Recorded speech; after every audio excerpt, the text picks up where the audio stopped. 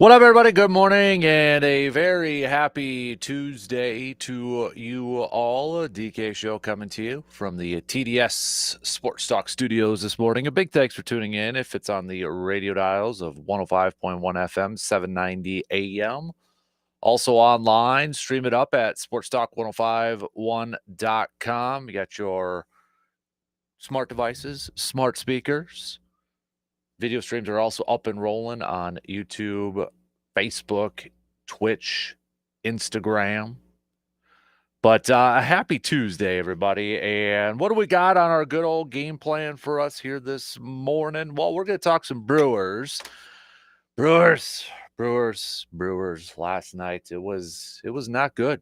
It was not good at all.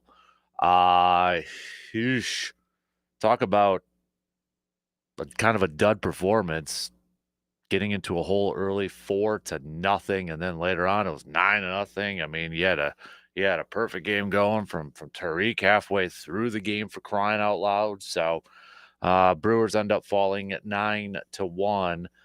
And Pat Murphy, even after the game, not impressed with his ball club right now. Even saying that that's the fourth time we've been blown out in 17 games. We didn't get blown out 4 times in 162 last season. So that is concerning. Really, tonight, it was the defense that let us down. He also went on to say, there's always a built-in excuse if you want one, but let's not do that.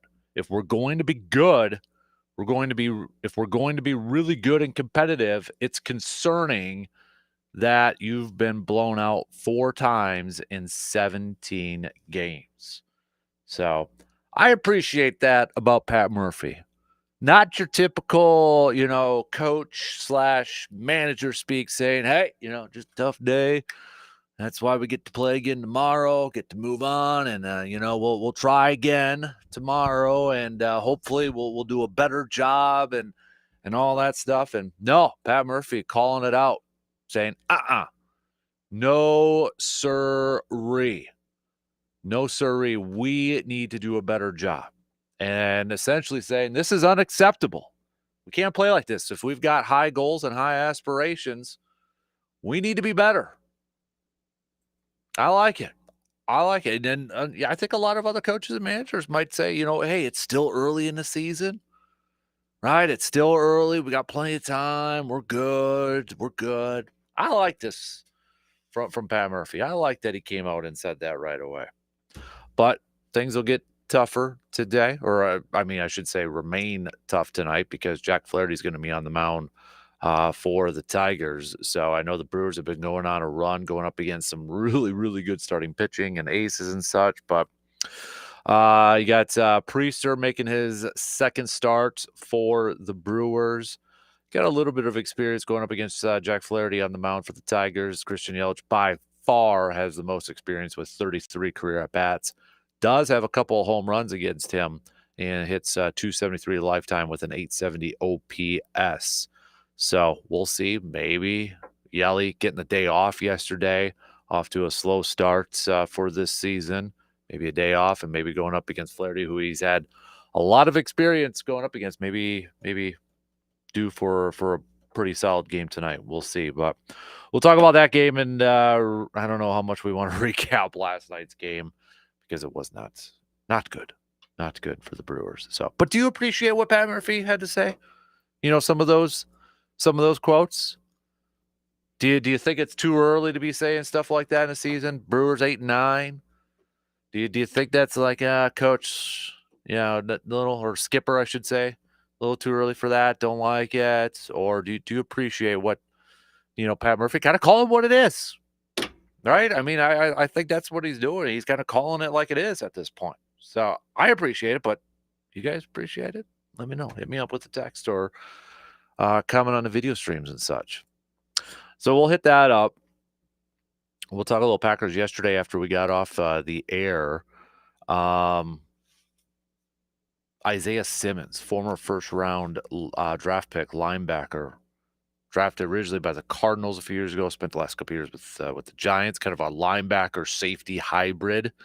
apparently visiting the Packers yesterday. So you have that little nuggets rumor out there, maybe Green Bay looking for some linebacker depth or just kind of some versatility players that have that hybrid type of role and such, like a big dime backer. Remember, we heard that phrase quite a bit. So, but we'll hit that up. Plus, including we'll hit up our potential Packer prospect series, kind of looking at maybe some second round picks now. We've covered a lot of potential first round picks. And again, some of these guys could go in the first.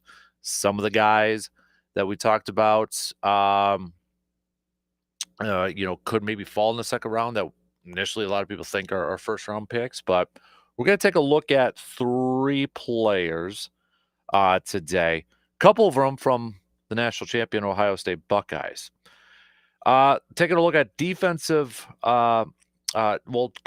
defensive end, edge rusher, JT Tuimoloau, and then defensive tackle Tyleik Williams, and then wide receiver Trey Harris from Ole Miss. So we'll do a little potential prospect series looking at those 3 players coming up here. We'll be wrapping this up this week, trying to do as many different players as we possibly can. But, we're approaching, single digits away from the NFL draft. And still, I don't really have a good gauge on where maybe Green Bay is going to go with that first round pick. I really don't at this point. So it is Tuesday. So what is grinding your gears? Let me know. Get it off your chest. All right. Feel good about yourself. What's grinding your gears here this morning? We'll collect everybody's and probably hit that up at 8:05. And then right after that, we'll talk some Badgers with Mr. RJ Cardinal. Badger football, picking up a 4-star recruit quarterback. We'll hit that up and talk plenty of Badgers with Mr. Cardinal coming up here. We got the NBA playoffs going on, starting tonight, the play-in games. A couple of them tipping off tonight. WNBA draft was last night. Paige Beckers, no big surprise, getting drafted number 1 overall to Dallas. Our game, so we're going to try to do a little game every day now moving forward just to get some interaction, because I want to see if we got any armchair MVPs out there so we can send you some swag in that. So our game today is going to be a little bench start cut, okay? And this is a tough one. I'm going to give it to you now, but we'll hit it back. We'll revisit it a little bit later on here, okay? But your bench start cut game is, so it's baseball season. And I don't know if anybody else like this, but in our house, we're watching quite a few baseball movies when we got some downtime and there's no game on the TV or such, or we're not at ball practice and that. So been going through the baseball movie library. And I know a couple weeks ago, I posted this on my Facebook page, but like if you could have one baseball movie, because I think baseball, when you talk about sports movies, I think baseball's got the best crop to choose from. You got the Bull Durhams, you've got the Major Leagues, Field of Dreams, Sandlot, et cetera, et cetera, et cetera. But I took the 3 most popular picks. So I posted on Facebook, I'm like, if you could pick one baseball movie to watch for the rest of your life, kind of like a Desert Island game, but you can only pick one baseball movie to watch for the rest of your life, what would it be? So this was a couple weeks ago, maybe a few weeks ago. I took the 3 most popular answers, okay? I know I'm probably not going to have your favorite one on here, but I went with the majority. All right. I went with the majority. The 3 most popular baseball movies out there. You have to bench one, you have to start one, and you have to cut one. And the 3 are Field of Dreams, Sandlot, Major League. I know. Bull Durham's not on there. Okay. A couple other ones aren't on there. I understand that. I went with the majority. So you don't like it? That's the majority. But bench, start, cut. You got to bench one. You got to start one, which would be your top one there, and you got to cut one. It's tough for me. Still got to think about it for a little bit for me. But that's your bench, start, cut game for this morning. Hit me up with your picks, okay? And this was our 715 Fan Speaks poll brought to you by Post Glass and Mirror. So I already got the results, but I got to be honest with you, the results surprised me a little bit. But this was a topic of conversation quite a bit yesterday. Should more sporting events like the Masters ban cell phones? I'll give you a little. I might as well reveal it. When we added up the votes on Facebook and X, it's like 74% said yes to ban cell phones, using cell phones at sporting events like the Masters. I am actually surprised it was that high. So if you didn't get a chance to vote on the poll, they're gone now. We remove them after we get done adding the votes and such. What do you think about that? Or if you did vote, tell me why you voted one way or the other. Because again, I'll be honest, I understand the mindset of it. Like I really do it, and I get it and I appreciate it. But there's a part of me where I'm not in full favor of it because of this one lone reason. And I use this example. Like when I took my kid to his first Packers game last year, and let's just say Lambeau Field had a cell phone ban. Okay. Don't think that'll ever happen, but let's just say it did. I wouldn't be able to take that picture of me and him at his first game then. Unless, are we like, I don't know, bringing back old digital cameras and that sort of thing? I mean, maybe that's the bring back of the digital camera era. But you know what I mean? Like that'd be like the one thing. Or if somehow I get to go to the Masters and I get to bring Hudson with, and I can't snap a selfie when we're like sitting by the 18th fairway or something like that. Now I get it. Maybe you could say, well, there'll be designated photo areas and such, but it doesn't really maybe work at like Lambeau Field or, having Lambeau Field in the background and such. So that's the one big thing that I'm like, I don't know if I'm fully there yet, just because, yeah, the video stuff, I get it, where I think it's drawn, you're taking videos of like a last shot or something like that. I understand that, kind of like enjoy the moment and such, but then I'm thinking like, but I wouldn't be able to capture that photo of me and my son at his first game. Maybe I'm overthinking it. I don't know. But I was a little surprised that how high it was at 74%. So, but chime in on that if you want. All right, let me know. All right, that's our game plan for us this morning. So let's jump right into it. We'll talk a little Brewers fans. What'd you think of Pat Murphy's comments yesterday? You like them? Appreciate it? Skip, a little too early to be saying you're not impressed or you're concerned right now with your team. 17 games into the season. Brewers falling last night 9-1 to the Tigers, and I think everybody could kind of tell it was over pretty early in the game. And it's going to be another tough matchup tonight for the Brewers going up against Jack Flaherty. So let's hit up with a little Brewers chat here this morning. Take our first break, and then we've got the leadoff coming up after these quick words.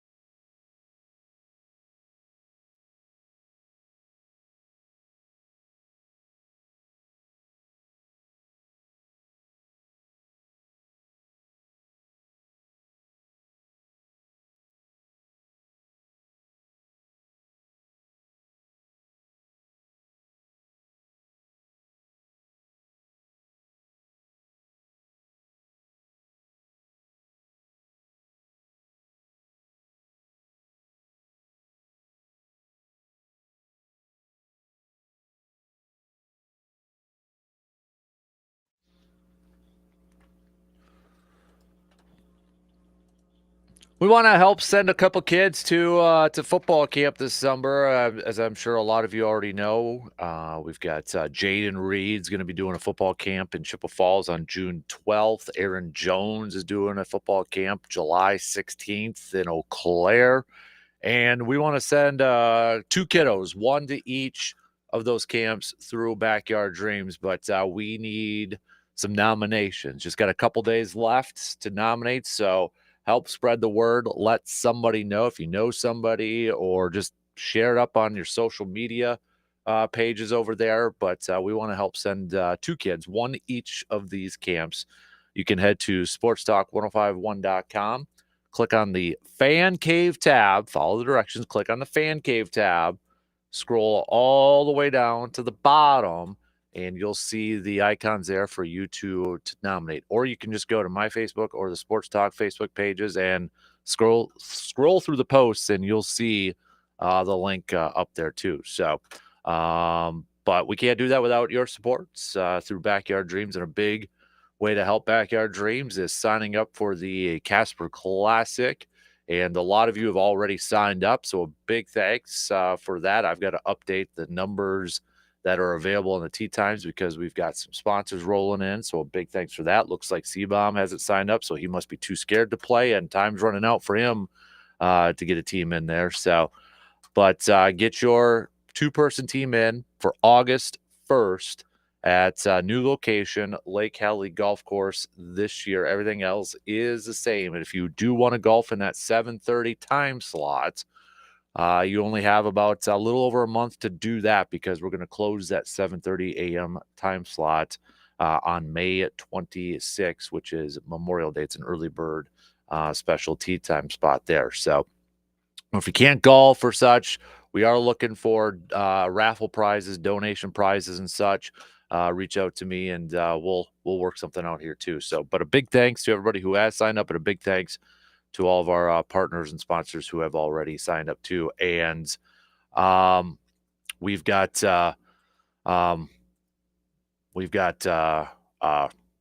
see, big worm. You can't change the movies. These are the 3. These are the 3 that we're got to go over there, big guy. So. But big thanks to everybody who has already signed up here this morning, and our partners over there too. Because what I was trying to say was, we've got a lot of people already signed up, and it says we've got like 20, but it's not. We're down to the single digits because I got to add in the sponsors and partners and such. So time is definitely running out here. So if you want to secure your spot, got to sign up by going to sportstalk1051.com and signing up your 2-person team. So, well, time's running out there, C-Bomb. Time's running out. We only got to say you better do it by today or tomorrow, because it's filling up quick there, big guy. So, all right, let's get things rolling here this morning. We've got, let's talk a little Brewers to open it up. Brewers falling yesterday to the Tigers 9-1. 9-1. And it was pretty, I think, fair to say it was kind of over with before it started. Right? It was kind of over with before it started. 9-1. Brewers allowing 4 runs through the first 2 innings, and then at one point it was already 9-0 after, 8-0 through 4, and then 9-0 through 5. And finally, the Brewers getting a hit in the bottom of the 5th inning, and then not scoring their first run until the bottom of the 9th inning. But Alexander, Brewers only went through 2 pitchers, which I guess is one positive in this thing. But Alexander went 4 innings, giving up 6 hits, 8 runs, 4 of them earned, and striking out 2. Rodriguez came in and gave up a home run right away. But after that, settled down nicely. So maybe another positive aspect from that is Rodriguez, kind of outside that solo shot. He didn't walk anybody, only gave up 3 hits and struck out 7. So trying to look for some positive stuff with this thing. Other than that, there really wasn't a whole lot. Brewers just 5 total hits in this game. One of them coming from Chirio Contreras. We mentioned the Hoskins one breaking up the no-no. Ortiz with an RBI 2, and then Terang at the bottom of the lineup. But Pat Murphy, after the game, not mincing any words, saying there's always a built-in excuse if you want one, but let's not do that. If we're going to be good, if we're going to be really good and competitive, it's concerning that you've been blown out 4 times in 17 games. We didn't get blown out 4 times in 162 games last season, I don't think. So that is concerning. Really, tonight it was a defense that let us down. So what do you make of Pat Murphy's comments? Do you agree with them? Brewers did have a couple errors in the game last night, but do you? I saw some people. I would say it's maybe the minority. I don't want to speak for everybody, but I saw some people, at least on social media, kind of saying it's only 17 games in. We don't need to push the panic button yet. There's Skip. Don't need to be saying that stuff right now, and that I appreciate. I don't have a problem with what Pat Murphy said. I don't. I think he's calling it for what it is. Brewers have struggled against some good pitching, and right now they've lost, what, 3 in a row? So I don't have a problem with what he said. Was he wrong in anything that he pointed out in his comments? I don't think so. He's exactly right. They've gotten blown out in a couple games against the Yankees. They got blown out by the Royals in their first game of that series. You look at score, it's like, well, 9-1 blow up. But it was, like we said, you could tell it was over with pretty early. I mean, he's not wrong. And I don't have a problem with what he said. Calling it like it is last night. So good for him. Good for him. But looks like a lot of you too also put out there that you don't have a problem with what Pat Murphy said in the comments. So we got Jeremy already with the grind my gears here this morning, saying that what grinds my gears is when the same people who say coaches and managers should speak their minds or say less coach speak, those are the same people who say who was it supposed to say? Who complain and say they need to be more careful when they do speak freely. What Pat Murphy said yesterday was awesome, and more coaches should do that. Yeah, I don't have a problem whatsoever what Pat Murphy said yesterday. And I mean, let's go back to last year. Some of the stuff, some of the comments, he was pretty open and pretty honest with a lot of that. Coach speak, manager speak gets old at times. Like, we can see through it. We can see through it. I understand why some coaches and managers do it, because maybe they don't want to come off by throwing somebody under the bus, throwing one of their players under the bus, or they don't want it, misconstrued out there in the media, or people taking it the wrong way. We know how things get with social media and such. So I get it from a PR perspective that maybe some coaches and managers are a little holding things closer to the chest in that. But I think we can give Murphy the benefit of the doubt that he's got a pretty good pulse. He's got a pretty good pulse on his team, right? Like, I think he knows what he can say, what he can do, this is what's unique with baseball managers. It's not just schematics, scheming, X's and O's, that sort of stuff. You're managing personalities. You're managing the players within that clubhouse. So I give Pat Murphy the benefit of the doubt that he knows these guys, and he knows what buttons he can push, and he knows what he can go out there and say. Like, he's got a pretty good pulse on this team. And again, what he said, I don't think there was anything wrong with it. We see it. I don't think for me, if I hear the whole, hey, it's early, we'll be fine, we're talented, we're a good team, we're going through some injuries, but we'll bounce back and we'll get there. Stop it.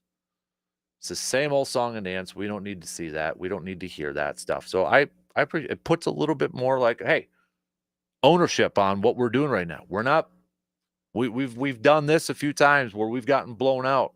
We got to be better. Taking some onus on yourself, taking some ownership. So, yeah, I don't have a problem whatsoever with what Pat Murphy had to say yesterday. But things will continue to be tough, at least for tonight. You got Jack Flaherty on the mound going up for the Tigers. Flaherty this year 1-0 with a 1.62 2 ERA, 21 strikeouts to his name. He's coming off of a no decision against the Yankees where he went 5 1/3, giving up 3 hits, no earned runs, 9 strikeouts. Just one win. I mean, he's gone up against the Dodgers, the White Sox, and the Yankees so far, and his win was against the White Sox. But you're looking at the lineup compared to obviously there's nobody from the Tigers who has any experience going up against Priester, and we'll talk about Quinn Priester here in a second and go back to his start that we just saw last week. But Yelich by far has the most experience going up against Flaherty. 33 at bats, 870 OPS with a 273 average, a couple of home runs. Yelich getting the off day yesterday and kind of just maybe resetting and such because he is off to a slow start. Yes, he's gotten a couple home runs. Yes, against Colorado, he had a couple home runs and thought, okay, here we go. Maybe starting to turn the page. And after those couple dingers, it's been pretty quiet. Yelich saying it's a slow start, but I've been there before. I was telling someone this the other day, some years, it's like downhill skiing, nice and smooth and easy all year. You start up high and you're there the whole time. And then the other years, you've got a hard hat and shovel and you're digging all season. They all play out differently, and I know how to navigate both of them. There's far less panic when you've done it for a long time. You realize how long the year is. It will turn. I'll be fine. I'm not worried about it. Pat Murphy also saying, too, yesterday, that it was his decision to leave Yelich out of the lineup and not Yelich's call to sit, saying, quote, he always wants to play against everybody, you know what I mean? But at a certain point, you have to pick some days that you give him off days. Everyone who knows Christian Yelich, everyone, for all the years he's played the game, knows that he's not backing off from anyone. So it was my decision. I made it Sunday, and it's just based on, hey, give him a perspective, give him a day. Not to bring up our debate from last week, but going back to the Cal Ripken Jr. start, you get a guy that gets an off day, and Cal didn't have one for how many years in a row, for crying out loud, in 162 games or what? But man, and this is the thing too. Like I'm going to do it from time to time. Pat Murphy went on to say, I'm going to do it from time to time. He's not going to play 155 games. That's not his body. Not that his body's old or anything like that. It just needs to be perspective like everyone else. Let's put that in perspective again with Cal Ripken Jr. starting line. Anyways, going back to the lineups and such, Hoskins has 7 at-bats against him, but just a 143 hitter, does have a dinger against him. Bowers, 5 at-bats. Contreras has a home run against him, too, 286 average. Cherio, 3 at-bats, has a home run against him, too. But by far, Yelich and Terang has 6 career at-bats and hits 333 against him. So, I mean, Yelich by far has the most experience against him. Everybody else has about a game or two against him. So, but Quinn Priester is getting his second career starts for the Brewers. He's had other starts in his career, but for the Brewers' career, second career start. He's coming off of a very solid performance against Colorado back on the 10th, where he went 5 innings, gave up 6 hits, 1 earned run, struck out 4, and issued a couple of walks. So, I mean, I think it was a solid debut for Quinn Priester going back to last Thursday. Now, can he build on that?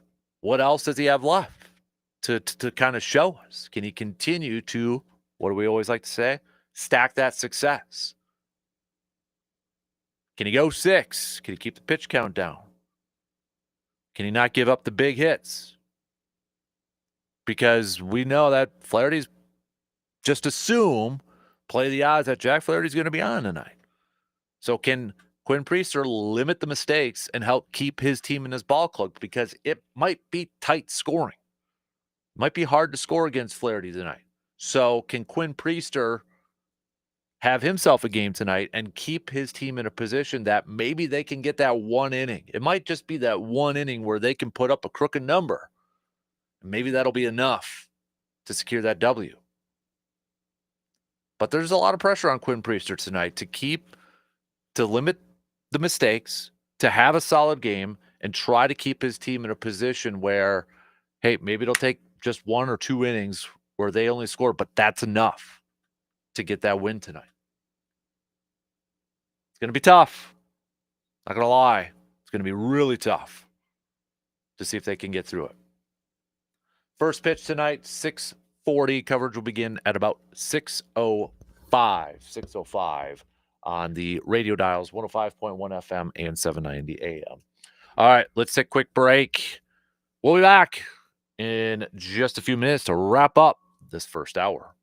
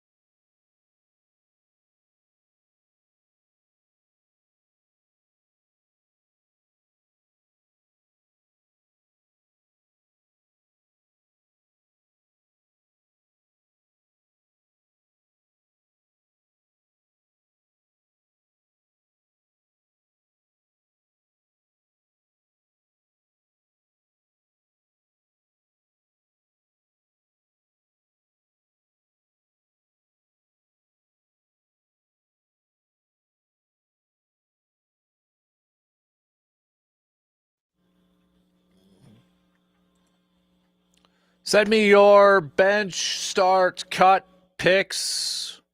Our bench start cut game for Tuesday. So a couple weeks ago, we posted up on social media if you could pick one baseball movie of all time to watch for the rest of your life. So kind of like Desert Island a little bit, but one baseball movie to watch for the rest of your life. What would it be? I selected the three most popular movies that were picked. Okay, so if you don't like the three, well, you can yell at everybody who nominated everything else or picked everything else. But these were the three most nominated movies from the public: Field of Dreams, Sandlot, Major Leagues. I don't know if anybody else is like our house right now. If there's not a game on or we don't have ball practice or anything going on, we're probably watching our baseball movie. We're kind of in baseball mode. So that's why it's kind of like, oh, I wonder which, because I feel like when it comes to sports movies, baseball's got the best crop of them. Football, okay, you got Varsity Blues any given Sunday. Remember the Titans and et cetera, et cetera, et cetera. But I mean, baseball, I mean, you've got a really, really solid group, right? You've got a solid group. Basketball, it's kind of like meh out there, but baseball, you got some really good ones over there. So these were the three most popular picked ones. So we're turning this into a bench start cut game. So you got a bench start cut between these three: Field of Dreams, Sandlot, Major League. What do you got? Just kind of a little fun Tuesday question coming at you. So hit me up with those texts. Plus, hit me up with your grind my gears thought. What's grinding your gears this morning? Okay. Jeremy already sent his gears in. So send yours in. Also, this was already a part of our 715 poll question that you'll hear the results throughout the day here. And after we count the votes and such, we take the polls down in that. But if you didn't get a chance to chime in, or if you did and you still kind of want to chime in, so a big question or a big topic from the last couple days, especially like on some of the national stuff, has been after that we saw the Masters and that has been, should more sporting events ban cell phones? Like, I know some concerts do that. I know some concerts already do that where you can't bring your cell phone in and, you can't record, can't take pictures and that. Masters, you can't bring your cell phone in. I mean, for crying out loud, they still got pay phones over there. But, you saw some of the images of people like celebrating Rory's win, and you saw a lot of people like not holding cell phones. Whereas, what was it when LeBron broke the scoring record?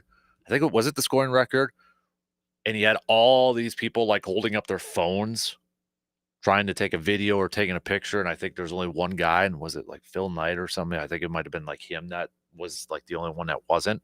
So I understand it from that aspect, like just enjoy the moment instead of watching it through your little screen and recording it or trying to snap a photo. I completely understand it and I get that. My only thing was I put it in this way. If let's say for example, Lambeau Field all of a sudden started to say, okay, no cell phones allowed. We're no cell phones allowed. You gotta leave it at the door. You gotta, I know some of those concerts put pouches and you could put your phone in there and all that. I'm just say it's not allowed. They're banned. The only thing that I would say against it would be then I wouldn't be able to snap that picture of me and my kid going to his first game.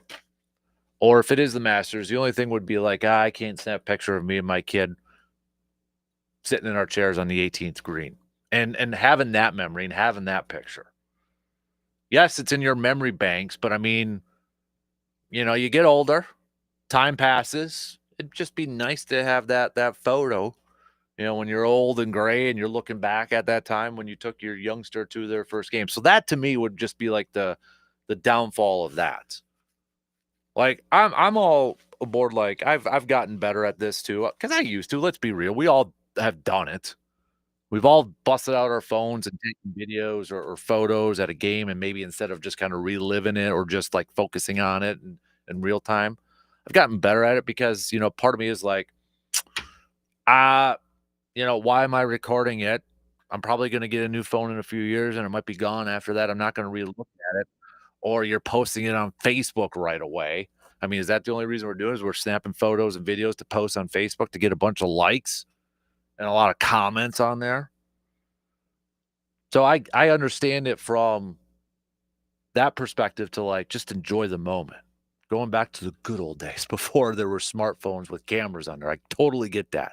Maybe we're bringing back digital cameras when we go to get, I don't know.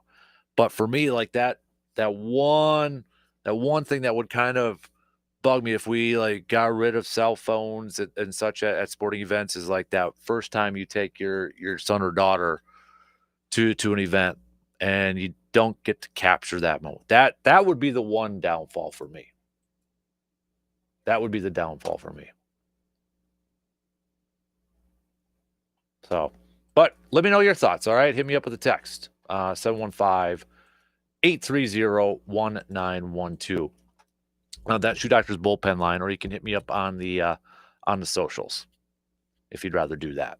So, so we'll do that. We'll do that coming up a little bit. We'll get to some more comments coming up a little bit later on this morning. All right. What do we got here? We've got okay, watched a different baseball. Watched The Hill this weekend about Ricky Hill. Great base. Okay.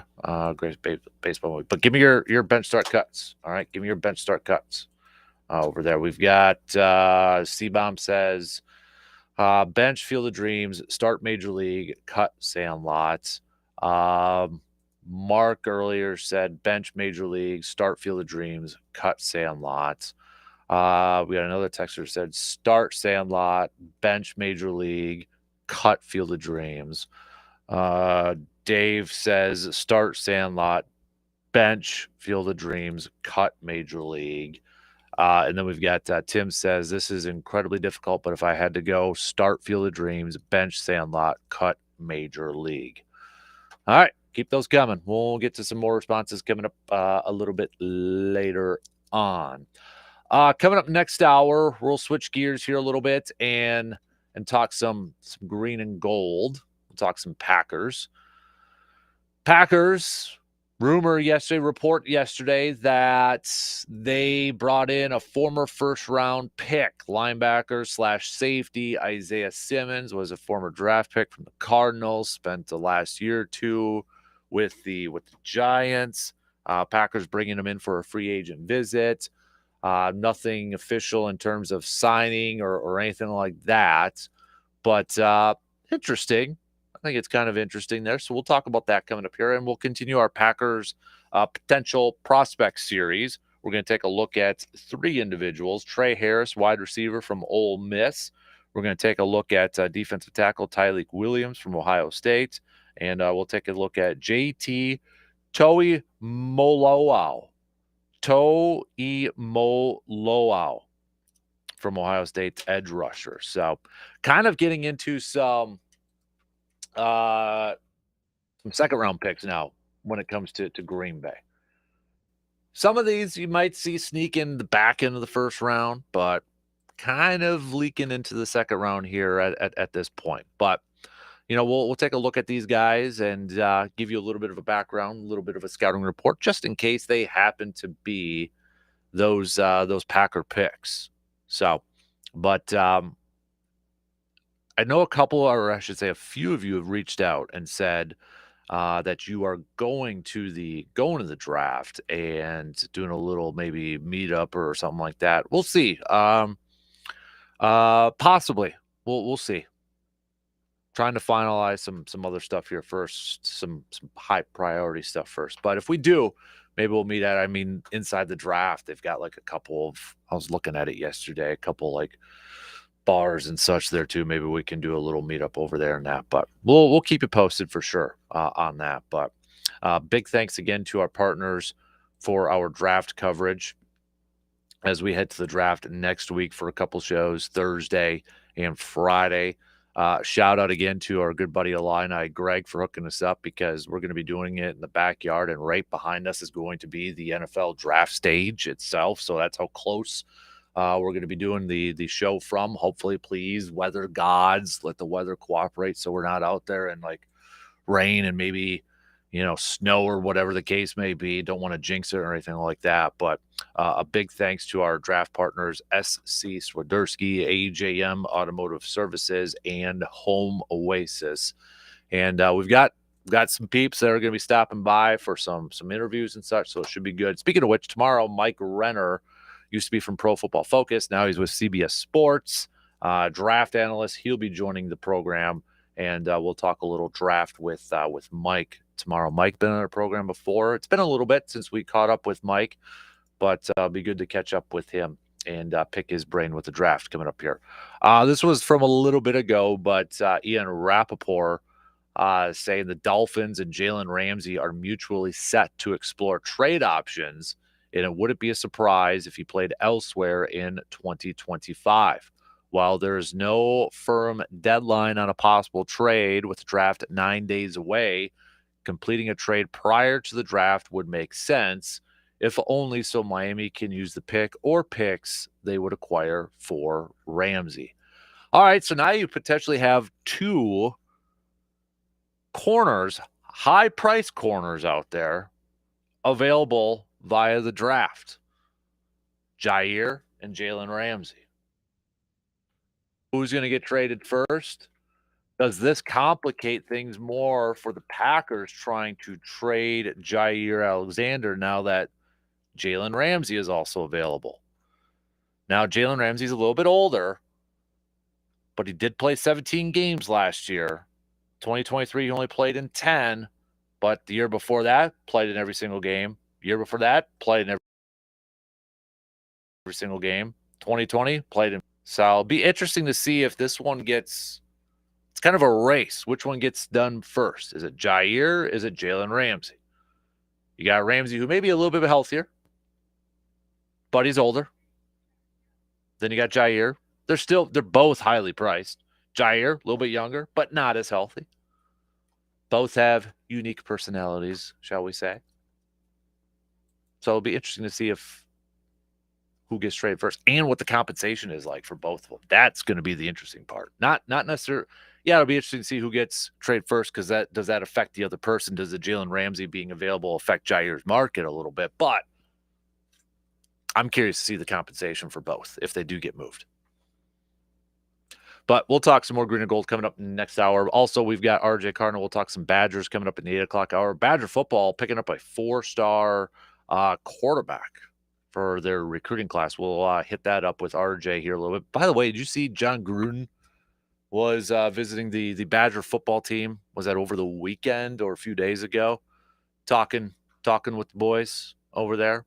You can look up that video. Yeah, but Gruden was visiting the Badger football team and giving them a little bit of a pep talk, it looked like. So can't play some of the stuff because, as you know, Gruden and his language out there, not necessarily appropriate for the airwaves. So, but yeah, you could go check. I think the Badgers shared that and probably posted it on Facebook and Twitter and all that good stuff. So, all right, we just got a couple minutes to the top of the hour here. A couple more picks. Starting Sandlot, benching Field of Dreams, cutting Major League. Starting Major League, benching Sandlot, cutting Field of Dreams. Another one here. We've got this is from John. John is starting Field of Dreams, benching Major League, and cutting Sandlot. So keep those coming. We'll get through some of those picks a little bit later on. We got just a couple minutes here with Morgs. Good morning, Morgan. What's a good word, Kasper? Let me ask you a question. Oh, hit me, Trixie. Should sporting events ban cell phones? As a fan, should they ban you bringing in a cell phone like the Masters does? Yeah, that seems impossible. That's like concerts. Mm-hmm. There are some concerts that do the same thing. I'm torn because I'm not necessarily a live and die by my phone person. Like, I don't always even know where it is. It's not always on me. So I don't personally care, but I think it's unenforceable. But on the other hand, when we took like Siggy to see the Globetrotters, super fun to have video from that and look back on. So I get it from the fan point of view too, especially because that might be a once in a lifetime thing. You know, maybe you get to go to one big game. Yeah. You kind of want to capture it and keep some memories of it. Where I'm do you torn. fall on it? I'm torn. Like and we've all done it. You know, we've recorded video or taken Right. pictures and all that. Like I'm all about like like watching it in the moment and such Yeah. instead of through a screen. The only caveat I have is like, I'm imagining last year, let's say Lambo Bandit. I Okay. wouldn't have that picture of me and Hudson at his first game. Exactly. I That's think that's it's the personal. downfall for me. It almost seems like one of those things where, well, how do you feel about this though? If it's circumstantial. So the master says Hmm. do you agree with that? Like at certain arenas, Hmm. you can't. Because the only way at the Masters, they still have payphones.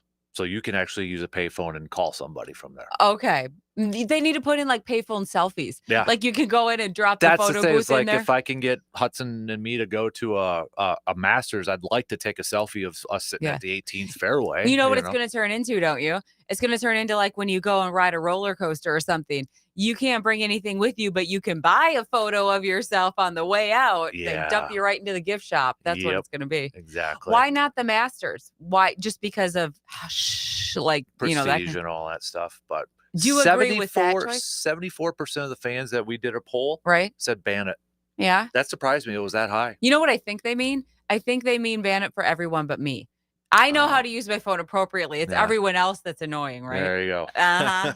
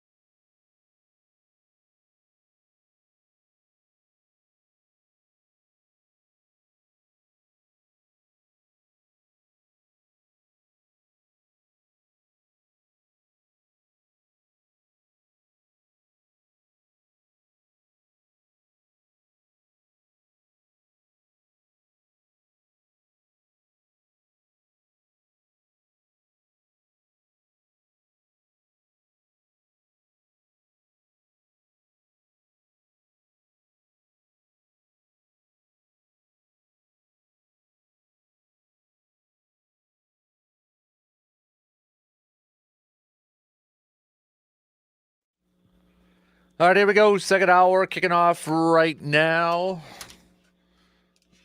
Coming up, we'll continue our Packer potential prospect series, where we look at some potential prospects that the Packers may draft either day one, day two of the NFL draft. So we got that coming up here in just a little bit. We got a little bench start cut game going.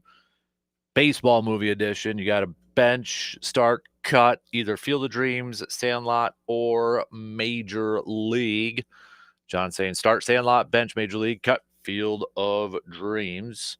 All over the place right now with these votes. So text those on over or hit us up on the social medias. Also, it is a Grind My Gears Tuesday, brought to you by Toyson Ford, our good friends at Toyson Ford. So let us know what is grinding your gears. What's grinding your gears? I got something that's grinding my gears, but I'll do it towards the back end of this hour. I will give you my bench start cut picks coming up just past 8 o'clock this morning. Let's talk a little green and gold as we open up this second hour. A report yesterday that the Packers were bringing in free agent linebacker Isaiah Simmons on a visit. He was originally a first-round draft pick by the Cardinals back in 2020. He's kind of a linebacker slash safety hybrid type of player, because when you look at his size, he's about 6'4", but maybe around 240 pounds or so. So last year spent the last year with the Giants, last couple of years with the Giants, but he is a former top 10 pick too. In 2020, he was picked number 8 overall. That first year with the Cardinals, and now this kind of fits a Goody thing here too. He has played in every single game. In his 5 years so far, he's played in every single game. But his rookie year had a couple sacks, 54 total tackles. But his second year with the Cardinals, 1.5 sacks, 105 tackles. His final year with the Cardinals in 2022 had 4 sacks, 99 tackles. And 2023, his first year with the Giants, just 1 sack, 50 tackles. Last year, no sacks, 21 tackles. So the production has gone down here, but he has played a lot of special teams as of late too. So again, kind of that linebacker safety hybrid type of player. Would there be a role for him? I'm sure Green Bay or Jeff Hafley would find a role. Not maybe it's a big dime backer type of player and such, but is he a guy that you can utilize his speed, maybe covering some tight ends and such? I think the one thing that we have to kind of ignore is just, I think a lot of people, and to no fault, but, you hear, oh, former top 10 pick. Yes, absolutely. Love it. Let's do it. Let's get it. It's a perfect fit. Make the sign. Let's pump the brakes a little bit.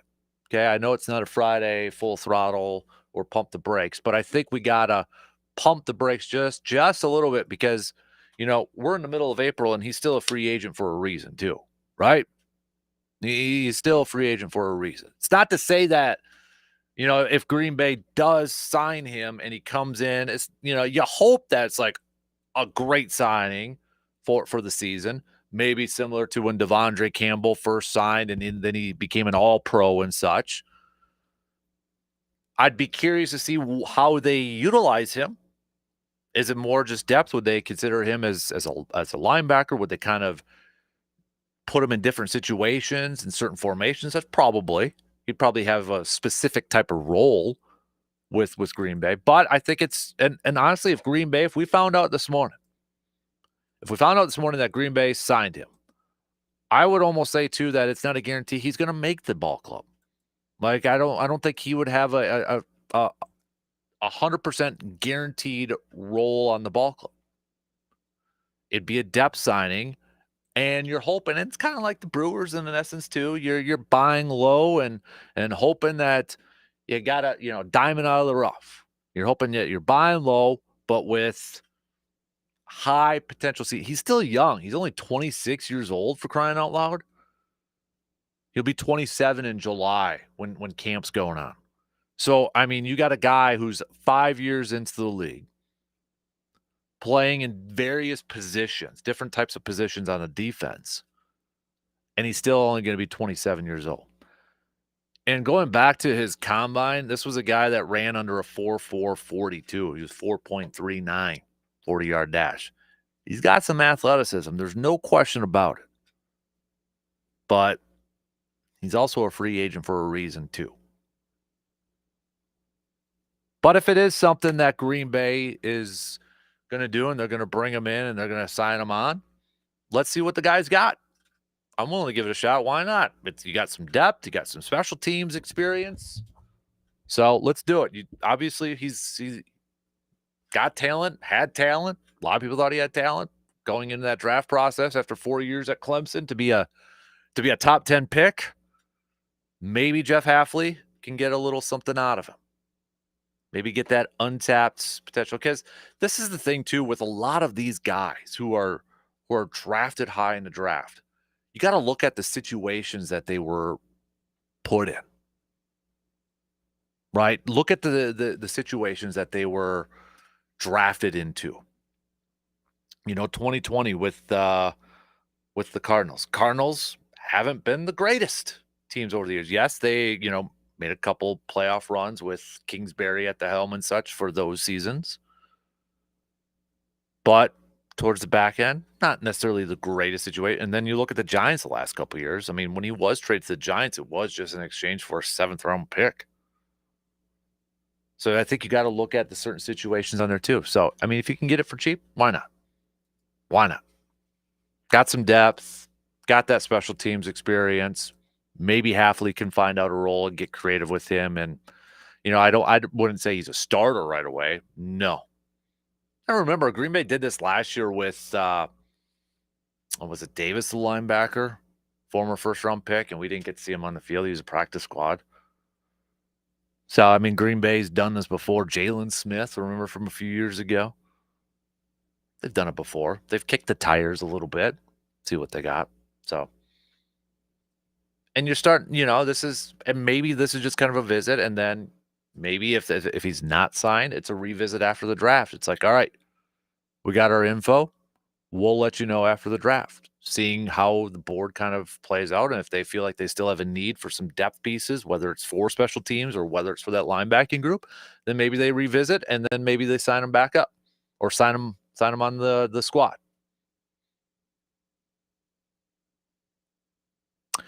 All right.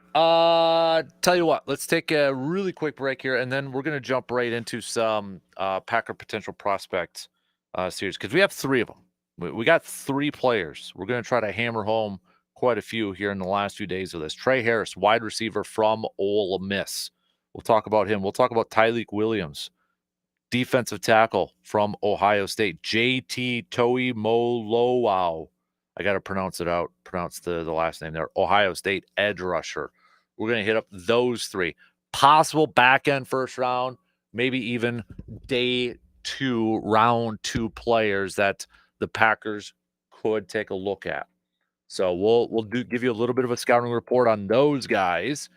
And, if they are the Packers pick, you'll know a little bit about them. But maybe kind of give you a little bit of a preview of what to expect with these type of players and such. So, all right, let's take that first break of the second hour. And we'll be back with some more Packers potential prospects coming up after these quick words.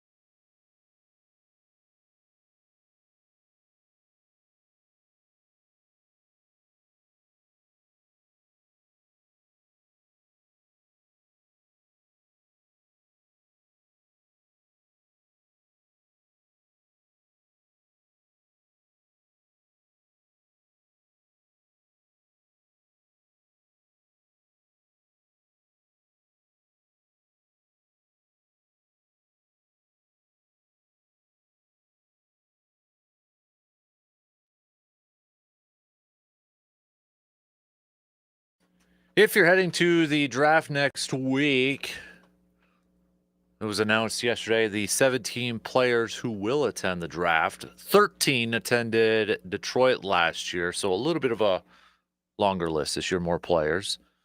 No Shedeur Sanders, but Travis Hunter will be there. Tyler Booker, Jahad Campbell, Will Campbell, Abdul Carter, Jackson Dart, Matthew Golden, Mason Graham, Ashton Genty, Will Johnson, McMillan, Milroe, Simmons, Stark, Stewart, Ward, Cam Ward, probably going to be the number one pick. Michael Williams. Any of these guys going to be the Packer pick? We'll see. But let's continue our Packer potential prospect series as we start to wrap it up before we get to the draft next week here, just a few more days with our Packer potential prospect series. And these three individuals, again, depending on if you're looking at mock drafts and such, maybe they're day 2 picks. Some are squeaking through at the back end of the first round. So maybe, just maybe they could. But, that's the purpose of this because we're Green Bay drafts. It could be towards the back end of the first round or maybe day 2 for some of these guys. But Green Bay's in that spot where, it could go either way for some of these guys. And that's the case for these three individuals. We got a couple of Ohio State Buckeyes and an Ole Miss wide receiver. Let's start off with the Ole Miss wide receiver, Trey Harris. Now, when you look at his physical traits, 6'2", over 200 pounds at wide receiver. Nice size. 4.54, 40-yard dash. Is he the speedster of like the Matthew Goldens and such? Absolutely not. But remember, so were guys like Devontae and such. So, but you look at the size and it's like, okay, that's an outside receiver. That's an outside receiver. Began his college career in 2020 at Louisiana Tech.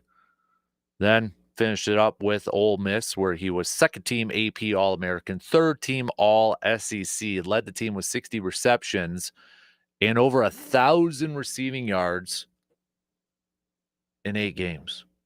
1,030 receiving yards, 7 touchdowns, started 8 games, but he missed 5 games with a lower body injury. So still put up over 1,000 yards in those 8 games. 2023, he had 985 receiving yards, 8 receiving touchdowns, played in 12 games with 11 starts.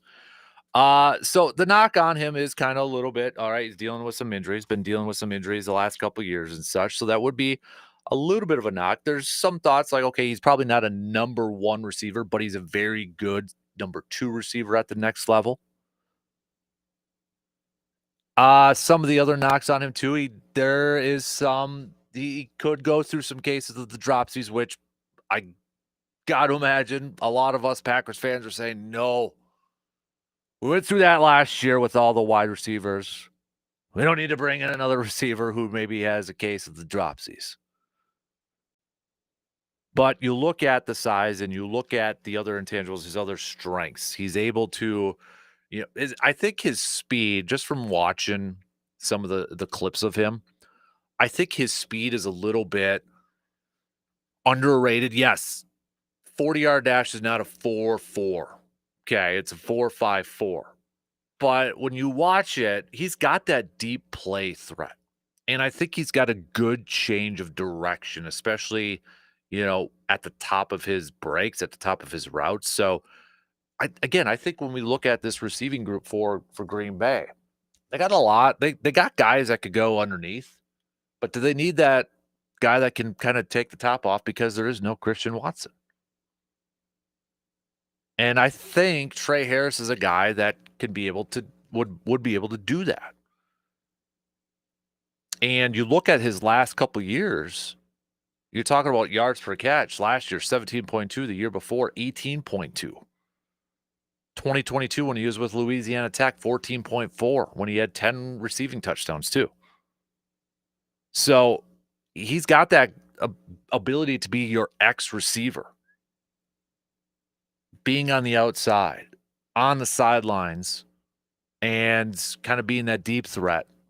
But he definitely needs to work, I would say, a little bit more on route running, cleaning that stuff up a little bit. And, of course, dropsies. Got to work on it, especially considering what we saw with this receiving group from Green Bay last year. But I think there's a lot of intangibles to like. So I know a lot of fans are probably going to focus on that part. They're probably going to focus a little bit on that, and I get it, and I understand it. But you look at the other positives with him, and I think there's a lot to like with this. I could easily see this guy being a potential second-round pick for Green Bay. Not necessarily a first round, maybe a day 2 pick later in the second round. I like the physical traits he brings, and I think he is kind of a sneaky. He's maybe this is the best way to describe. He's not fast, but he's quick. We've heard that phrase before, right? Well, he's not fast, but he's quick. And I think you see that at the top of his routes or when he's going into his breaks. And I think with his size, he can be that deep threat that maybe Green Bay is going to need with no Christian Watson for the majority part of this season. Could he develop into a number one, a legit number one? Maybe. Nobody really thought Devontae would probably develop into a legit number one when he was a second-round pick by the Packers. But we'll see. But I definitely could see him being a potential Packers pick in that round 2. And I think you're going to see a lot of comparisons, a lot of similar traits being thrown out there to receivers that Green Bay has drafted before in the past. All right, let's go to our next potential prospects. Let's go with Tyleik Williams, defensive tackle from Ohio State. We'll start off with him. This is a big dude. I mean, you're talking about a massive human being. When you look at his production scores after the numbers from the defensive tackle spot, production score, he ranked 3rd among defensive tackles at the combine for those numbers. Total score, he ranked 3rd amongst defensive tackles. You're talking about a guy who is 6'3", 334 pounds. He is your run defending defensive tackle. If the Packers are looking for that massive defensive tackle to fill up the gaps, to fill up the lanes, this is your guy if they want to draft somebody early. If they want to replace somebody, or if they want to replace TJ Slayton early with somebody, this could be your guy.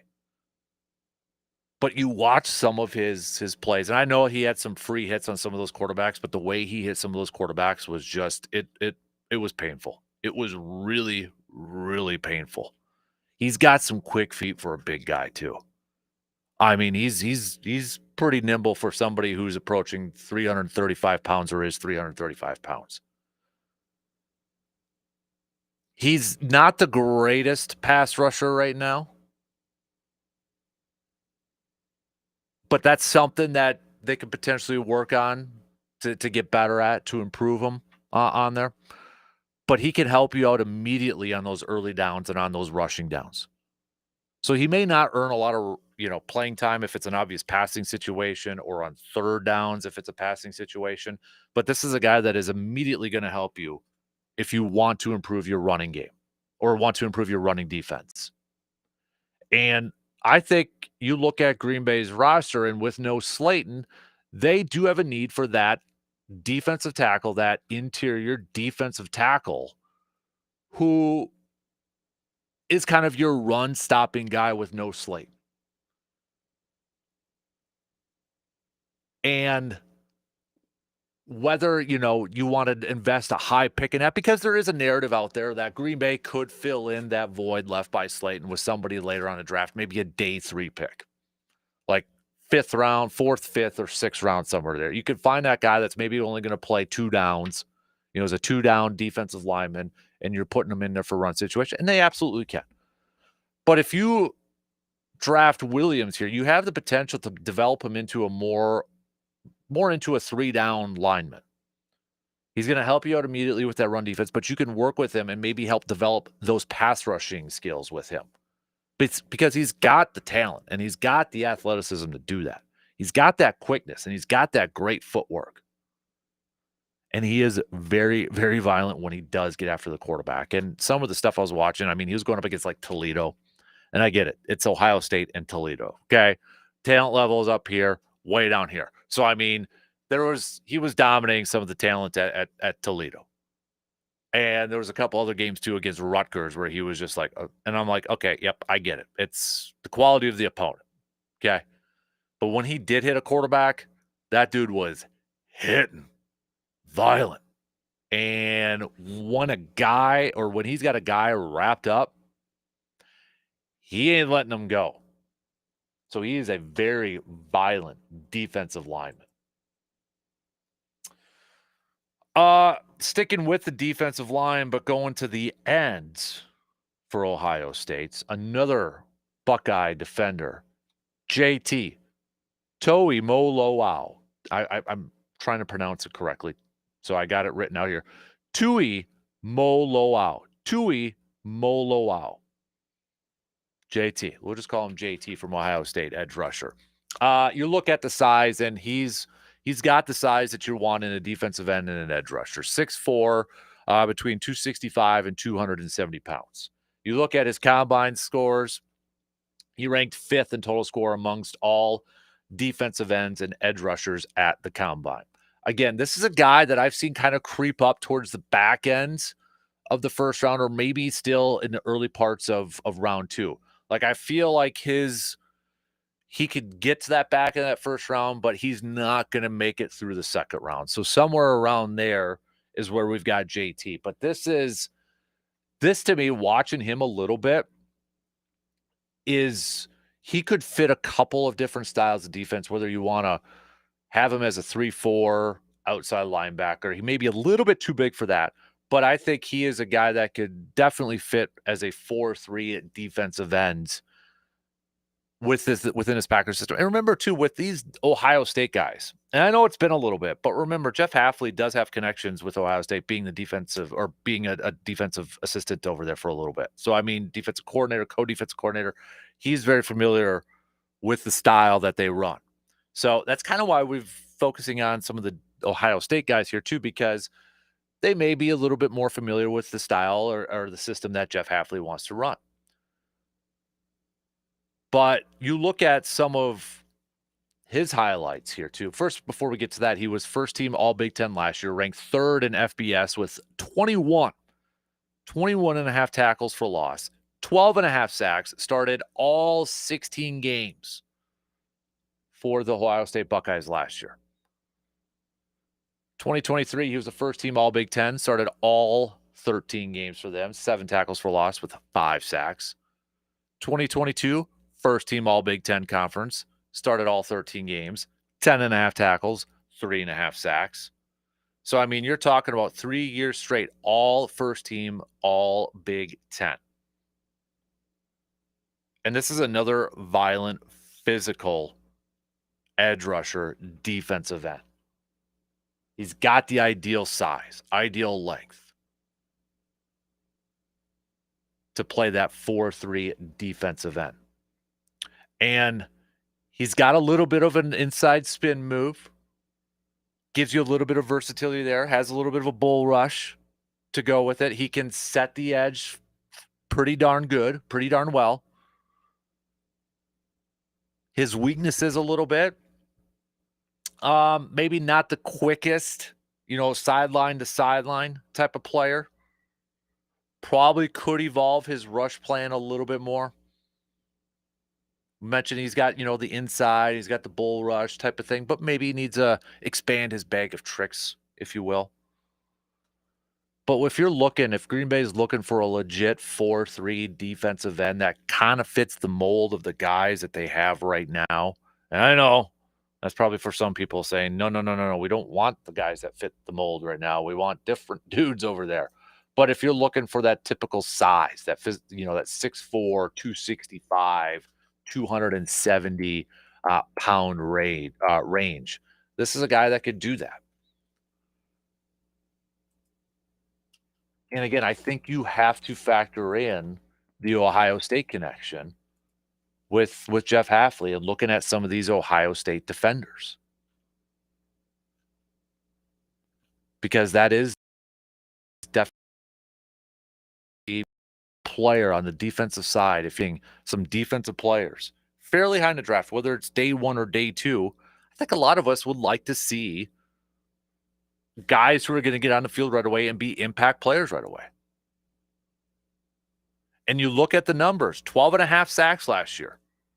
You look at the tackles for losses numbers. He's got the numbers to go with a lot of the physical traits that he possesses. He's got a high energy. So you're talking about the production numbers matching up with some of the physical traits.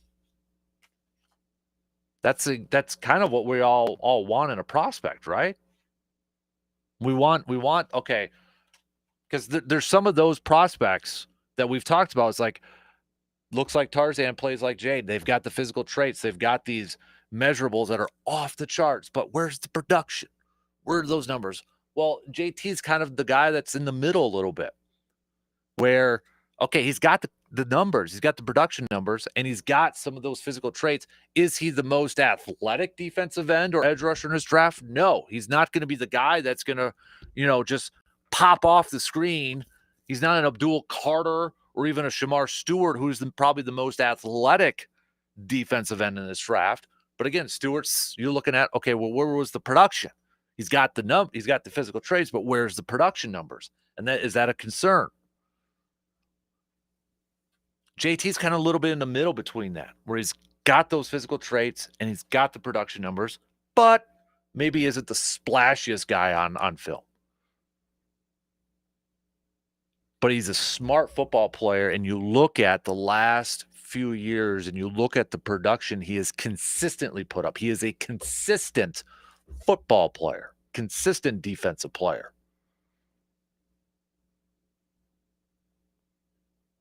All right, so those are your three potential Packer prospects for this morning. So, all right, let's take a quick break. We'll finish up the second hour. Don't forget to send me your bench start cut picks and your grind my gears picks. We got some Badger chat coming up next hour. We'll hit that up with RJ Cardinal.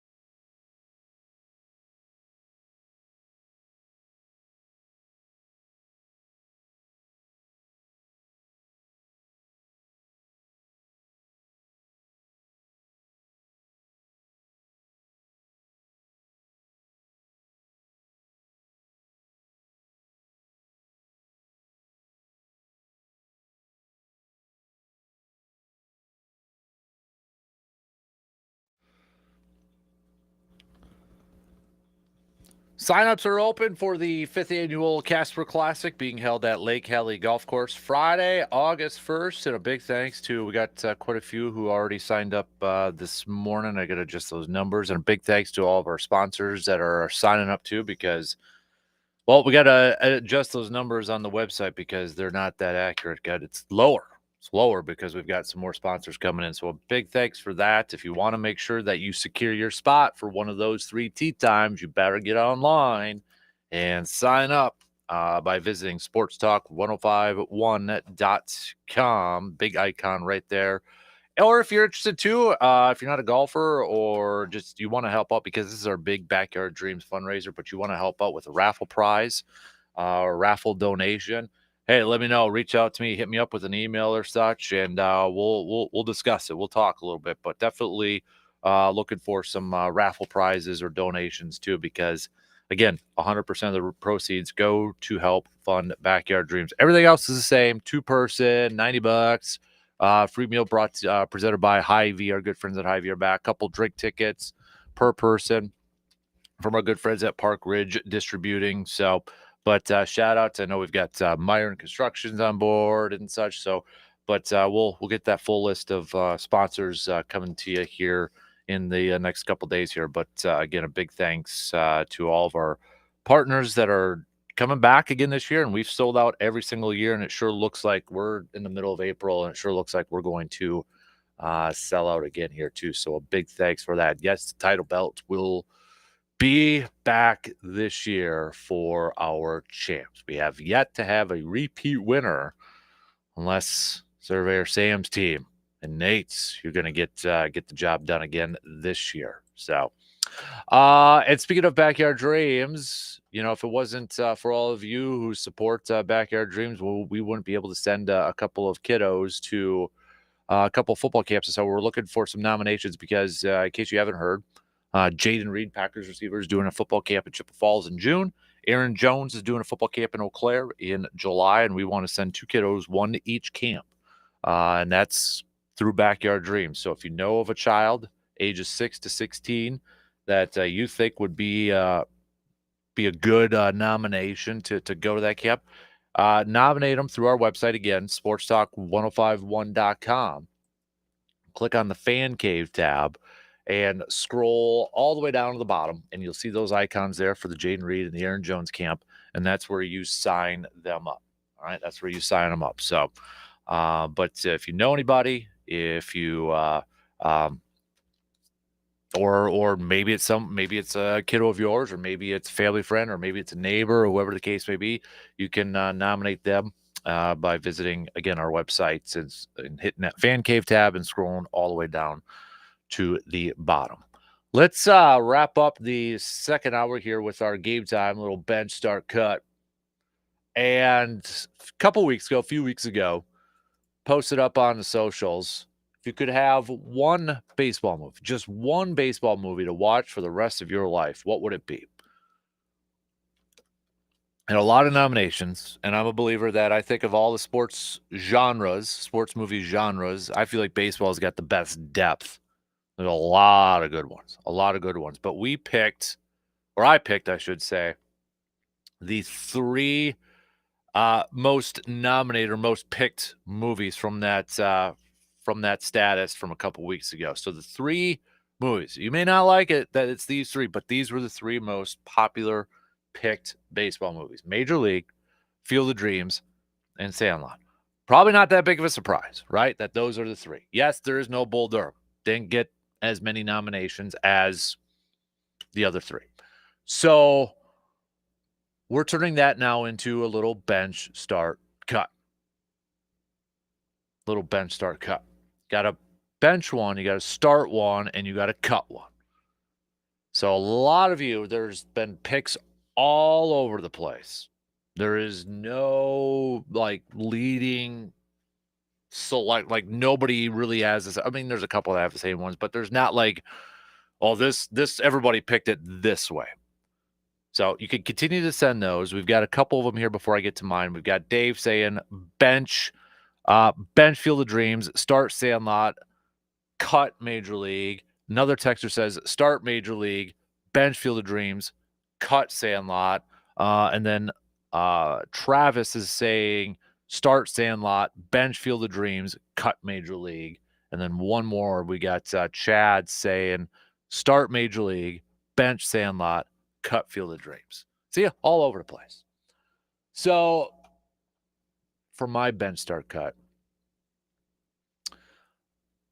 it almost goes in waves for me. Like I feel like these movies would be higher. Like if I were to do rankings of these threes in different generations of my life, they would all be different. So like when I was a kid, one of my favorite movies of all time, Sandlot. I remember going to my grandma's house. She had 3 tapes, 3 VHSs that I would watch all the time. I'd pull them out of the drawer of this big old china cupboard, okay? There was 3 tapes in there. One was the Ninja Turtles, the original movie. 2, for whatever reason, was Back to the Future 3. 3 was Sandlot. Later on, then Rookie of the Year came into the rotation, but those were the 3 that I really remember. So, like, of my youth, Sandlot would be number 1. Then college days, high school days, early 20s, Major League. A little bit older, but you kind of grow to appreciate it a little bit more when you're of like the teenager, early 20s, playing ball, you're quoting the movie all the time. So that would have been number 1. And then like now, I mean, I just watched Field of Dreams because in our house, if we're not doing a practice or not watching a game, there might be a baseball movie on because my kid is just going through a rotation of different ones, whether it's Little Big League or Rookie of the Year or The Sandlot or such. And we watched Field of Dreams again the other day. And I will say, Field of Dreams hits different as a dad. So if I were to rank them right now, maybe Field of Dreams would be number 1 for me because it hits different as a dad, right? Fellow parents out there, I don't think I'm too far off. You know, the dad, you want to have a catch, you know, kind of probably hits a little bit now that you have a kid that you go play catch with. So it's like different versions of my generations. So here's my bench start cut. When I'm factoring in all this, I'm cutting Major League. Love it. It's one of the movies that I quote the most. It's got Euchre in it. There's no question. It's a fantastic movie. This is tough. It's incredibly tough. But I'm cutting Major League. I'm benching Field of Dreams. Love it. Like I said, it probably hits more now being a parent and such. I love that movie. But I got to go with the all-time classic. For me, Sandlot, one of my favorite quotes of all time in life in general. Heroes get remembered, legends never die. Follow your heart, kid, and you'll never go wrong. That quote from the guy who plays Babe Ruth, and I'm blanking on his name right now, in the movie Sandlot, that is one of my favorite quotes of all time. I have that quote up in my man cave, the Legends Never Die one. I have a t-shirt with the Sandlot team photo that say Legends Never Die on there. That movie was the movie of my childhood. I mean, any kid who played backyard baseball, Sandlot baseball, can relate to a lot of stuff in there. So I got to start Sandlot just because of the nostalgia factor with it.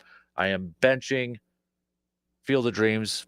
So essentially that's my second pick because of where I'm at, my current state of my life. Major League, fantastic movie, highly quotable. Quotes I can't say on here. The whole Euchre factor, absolutely, I get it, but somebody had to be cut in this one, so I'm cutting Major League. But I got to go with the nostalgia factor for me, and that's Sandlot. That one to me is where I'm at. So that's my bench start cut. We're all not going to agree, but that's where I'm at right now. So, all right, final call for your Grind My Gears. We'll hit that up coming up just past 8 o'clock. If we got any good ones out there or new ones out there, we'll hit those up coming up just past 8 o'clock here this morning. Then we got Badger Chat with Mr. RJ at about 8:20. NBA playoffs are also starting tonight with the play-in games. So maybe you don't say that's the NBA playoffs for some of you, but the play-in games start for the NBA coming at you tonight. We know the Bucks and Pacers will be beginning their series on Saturday, but we got to get through some of these play-in games. So tonight we've got Atlanta taking on Orlando, and then Memphis will be visiting Golden State. So that officially starts tonight. Last night we had the WNBA draft. No surprise. Paige Beckers being the number one overall pick, going to Dallas, being selected by Dallas. So probably not. No, it shouldn't be too big of a surprise over there. So that was also last night's going on there too.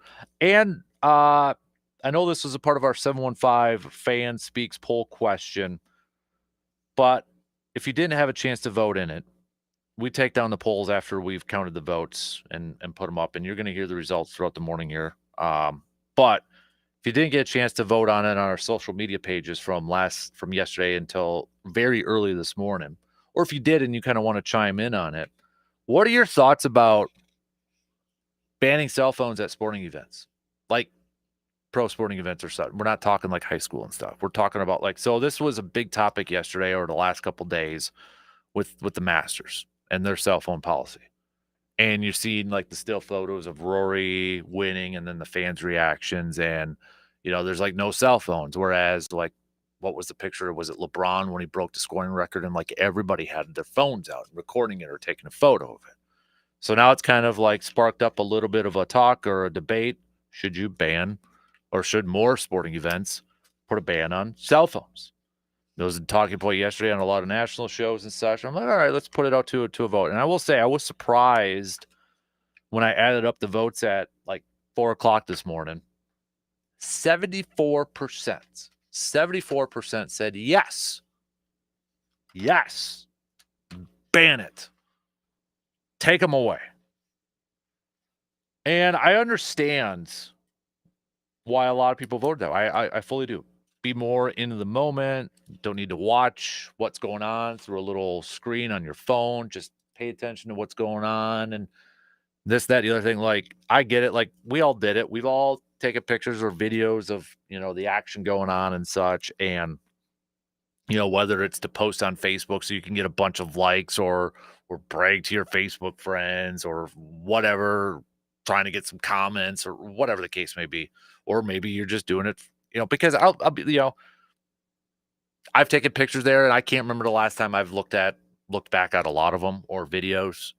You get a new phone maybe every few years and sometimes they're just wiped out and they're gone. So it's I don't know. But I will say this, the caveat to it though, for me, where I'm pausing on saying, yeah, let's get rid of it and go back to what it was. Maybe you're bringing back digital cameras or something. I don't know. But the one pause I do have on this is I keep using this example, but it's the example that is giving me pause on yeah, let's not have cell phones at sporting events. So you're watching it, paying more attention to it. If Lambeau Field had that policy last year, and I don't think they'll ever have it. I really don't. But, concerts have it. We know the Masters have it. But the one thing that's giving me pause by saying to put a ban on it, last year when I took Hudson to his first Packer game, I wouldn't have been able to have that picture of me and him at his first game inside Lambeau Field. Yeah, probably would have had a picture outside of Lambeau Field, but I would not have been able to have a picture of me and him with the field in the background. And I've got that photo. I printed off that photo. It's in a frame, and it's in my man cave. And I have that memory. Yeah, we'll have that memory. And, but we get older. And we get older. And maybe sometimes we kind of forget some stuff, but we'll always have that picture to look back. And hopefully it'll be around for a long time. So that to me is the one issue, is the one downfall, or not downfall, but the one thing that's kind of making me not be fully on board with that is because I'd miss out on those moments. So I get it why the Masters has it, but then there's a part of me, it's but man, if that's somehow, some way, my wish is granted that I get to go to the Masters with my little guy, and then knowing that I wouldn't be able to take a photo with him when we're standing on the around the 18th green or the fairway or around amen corner. Yeah, you'll probably have those like photo booths where they'll snap your photo, then they'll probably plant it on a generic background and photo and all that. I get that. There's places already like that, but there's just, you miss out on that stuff. So that's my one bugaboo with that. Or like if he goes to his first Brewers game, let's say American Family Field had that policy, and then I wouldn't be able to snap a photo inside with, you know, Field in the background or maybe his favorite player, William Contreras, in the background. You miss out on those type of moments. So that to me would be unless, again, let's bring back film cameras and digital cameras, man. Then that solves the problem. I don't know. So I'm kind of torn on that. But I will say I was a little disappointed, or not disappointed. Backtrack. I was a little surprised. I was a little surprised at where the numbers were, the voting. I was surprised it was as high as 74. Now, we had way more Facebook votes saying to ban it, but X, and we've seen this before on a lot of our polls, X was the opposite. It wasn't as wide of a margin. That's why it's still 74% said, yes, ban it. But the X votes were in the opposite, saying, no, don't ban it. So if you want your votes heard next time in our next poll, make sure you're following the Sports Talk 105.1 Facebook pages and the Twitter/X pages to vote on the next one. And we delete them after we count the votes up so nobody tries to change the votes and all that stuff. So, all right. Shot clock's going to cut me off here in just a couple seconds. We'll do a little grind my gears action brought to you by Toyson Ford this morning. Then we've got some Badger chats coming up with Mr. RJ Cardinal. We'll hit that up at about 8:20. Badger football getting a highly touted quarterback. We'll hit that up and more with him. 2 in, 1 more to go. We'll be back in just a couple minutes.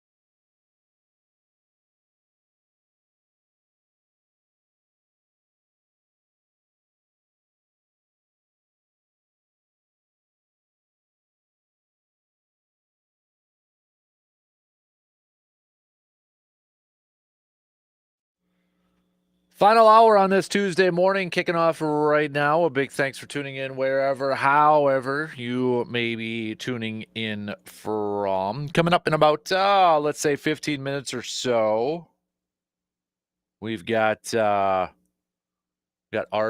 Cardinal joining us to chat some Badgers. We'll chat some Badgers with him. Badger football sounds like they've got a new quarterback prospect coming in, highly touted quarterback prospect coming in. So we'll hit that up and plenty more with him. Still taking your bench start cut picks between these three baseball movies: Field of Dreams, Sandlot, and Major League for our little Tuesday game time action. So we got that. Let's kick it off this hour with a little Grind My Gears, brought to you by Toyson Ford.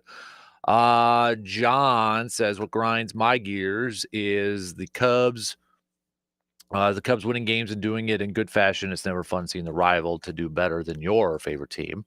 Cubs right now in first place in the NL Central, 11-8, the only team with a winning record. You got the Reds and the Cardinals at 8-8 at 500. Then Milwaukee coming in at 8-9, 2 full games back from the Cubbies, and it may get a little bit more difficult for the Brewers tonight too, with Jack Flaherty on the mound for the Tigers. So, but we get Quintana back tomorrow for a second start. Be nice if he can do what he did Friday nights for the Crew. So, but what's grinding? And then we've got Dave, as always, a tradition unlike any other, with the same grind my gears every week. Dave, I see it, man. Saying the NFL draft should be Saturday and Sunday. See, me personally, I completely disagree. I completely disagree. I could not. The draft is one of my favorite sports events of all time. I love the draft, but I cannot sit there to watch 7 rounds crammed into 2 days for 12, 13, however long it is, hours it was from Saturday and Sunday.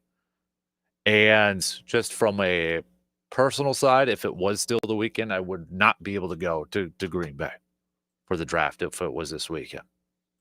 If it was just the weekend, I would not be able to go because, well, Hutsy's got baseball games. So I wouldn't be able to go if it was just Saturday and Sunday. So selfishly, and then wouldn't be able to do a radio show over there. So I look at it from that aspect too. I love the draft. I love that we can do Thursday for one round, regroup, get into Friday, which is my favorite day, rounds 2 and 3.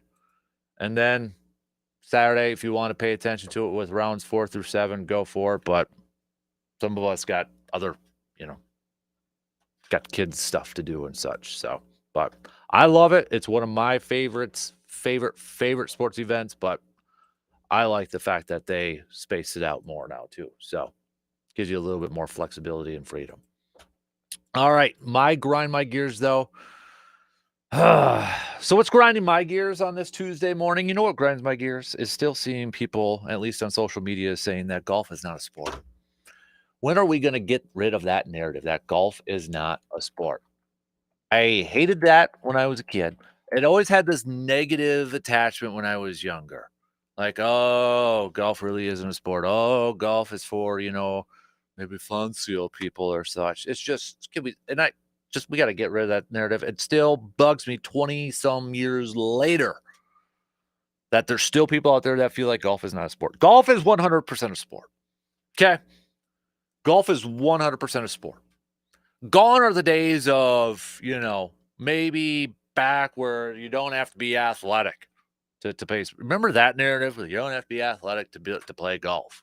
Then comes in this guy named Tiger Woods, who is like an athletic freak and kind of changes the narrative a little bit. Now you got to be an athlete. These courses are getting bigger. They're getting longer. They're getting more difficult. But the thing that I want to hammer home, and I did it yesterday, you have to be mentally tough to play golf at a high level, for crying out loud.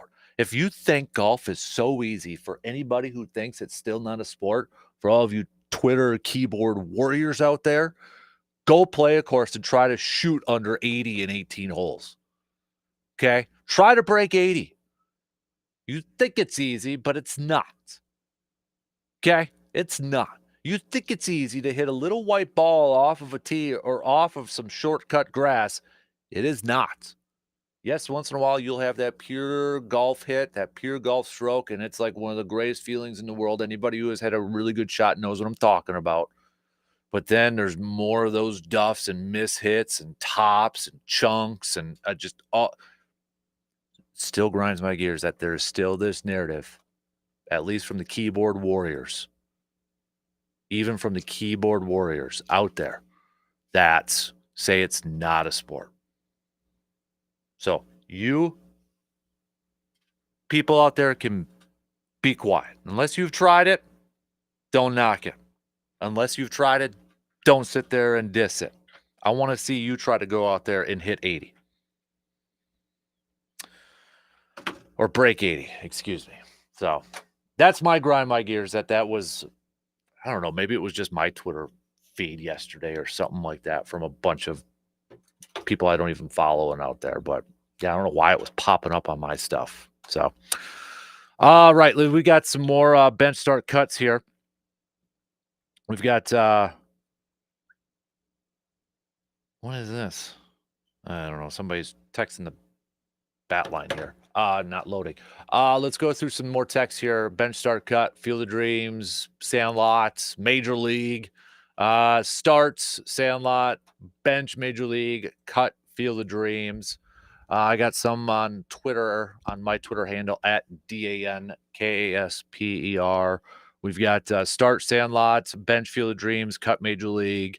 Another one here. It says start, Major League, bench, Sandlot, cut, Field of Dreams. A couple more texts. We've got Ben saying start, Major League, bench, Field of Dreams, cut, Sandlot. Brian is going to go with start, Sandlot, bench, Field of Dreams, cut, Major League.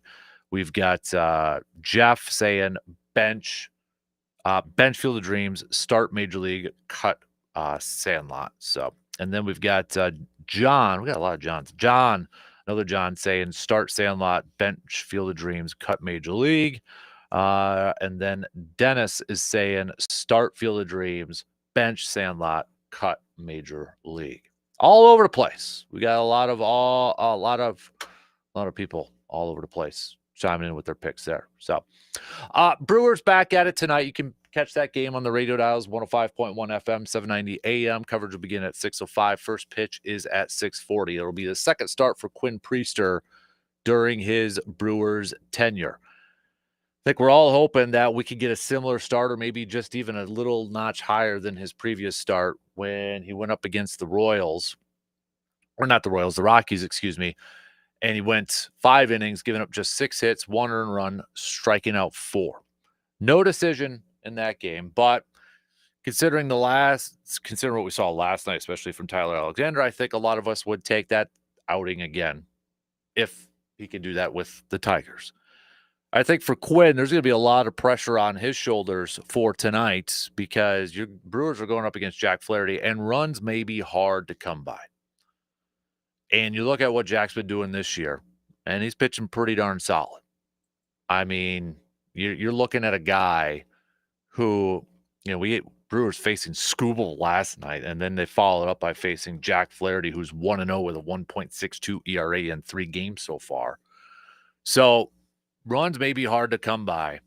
And Priester, for me, I just want to make sure that he's doing his part to keep his team in this game, not making the big mistakes, not missing on pitches where the Tigers are just going to tattoo off that and take advantage and put the Brewers in a hole right away. Like last night, where the Brewers were immediately in a 4-0 hole. And it just felt like, whether you were listening or watching the game, after a couple innings, after a few innings, it just felt like game's done.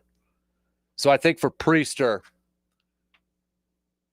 I just want to see from him tonight. Obviously, you want to see a solid, dominating start from your starting pitcher, but making sure that he's not making the big mistakes, keeping his team in a position to win this game and still in this game, and hoping that the offense can give them a couple of innings of run support. Because if runs are going to be hard to come by, it might just take that one inning. Might just be that one inning from that Brewers offense that could make the difference. But the offense has to hit. That's the other part. If Priester does his thing tonight, the offense has to give him some run support. Has to be more than maybe just one or two. If they can somehow go out there and attack Jack Flaherty and just put up a number right away. But this time, hold on to it, because over the weekend you had a couple leads going up against Burns and Zach Gallen, especially the Burns one. If you get the lead, flip and hold on to it. All right? That could be another grind my gears. Baseball games go 9 innings, not 8. Finish the thing. All right? But if you get that one, just hold on to it. You know, in the first hour, we were talking about this, going through some of the comments from Pat Murphy after the game. And we kind of asked, what were your thoughts? What were your reactions from Pat Murphy's comments? Because, again, at least on some social media places out there, they're like, ooh, should Pat Murphy be saying that stuff just 17 games into the season? A couple of his comments were, there's always a built-in excuse if you want one, but let's not do that. If we're going to be good, if we're going to be really good and competitive, it's concerning that you've been blown out 4 times in 17 games. We didn't get blown out 4 times in 162 games last season, I don't think. So that is concerning. Really, tonight, it was the defense that let us down. I don't have a problem with Pat Murphy saying that. I don't care if it's only 17 games into the season. We hear so much coach talk all the time. You know, the typical talk, hey, it's early. We're only 17 games in. It's a long season. I'm confident in my guys. We've got a good team. We're going to turn this around. It's like same song and dance, rinse and repeat. I appreciate open and honesty from a manager, from a coach every now and again. And I honestly feel like Pat Murphy has a good pulse on his team, that he knows what he can say and probably not say to motivate his team. Sure, some coaches or managers don't want to put everything out in the media, because I get it. It's 2025, and with social media, things can be spun and it causes more drama or more attention than what it needs to be. So you have coaches that play it a little bit closer to the chest with some of their comments because they don't want it to get misconstrued or anything like that. But, I mean, we saw this from Pat Murphy last year. He's an open and honest guy. He's an open book. He speaks his mind for the most part. And I don't have a problem with him speaking the truth. We all know it. We've seen it. We've seen them get blown out twice by the Yankees, once by the Royals, and then last night's game. We have seen this. He is not speaking anything that is not true or is over dramatic by any means. So I don't have a problem with it. And if there's players in that clubhouse that have a problem with it, then don't get blown out in 4 games. If you have a problem with it, play better. So I don't have a problem with Murphy coming out and saying this. And he's speaking the truth. All right, let's take a quick break. We'll switch gears up here a little bit. We'll talk some Badgers. Find out about this quarterback that we keep hearing about. Coming up here in just a couple minutes.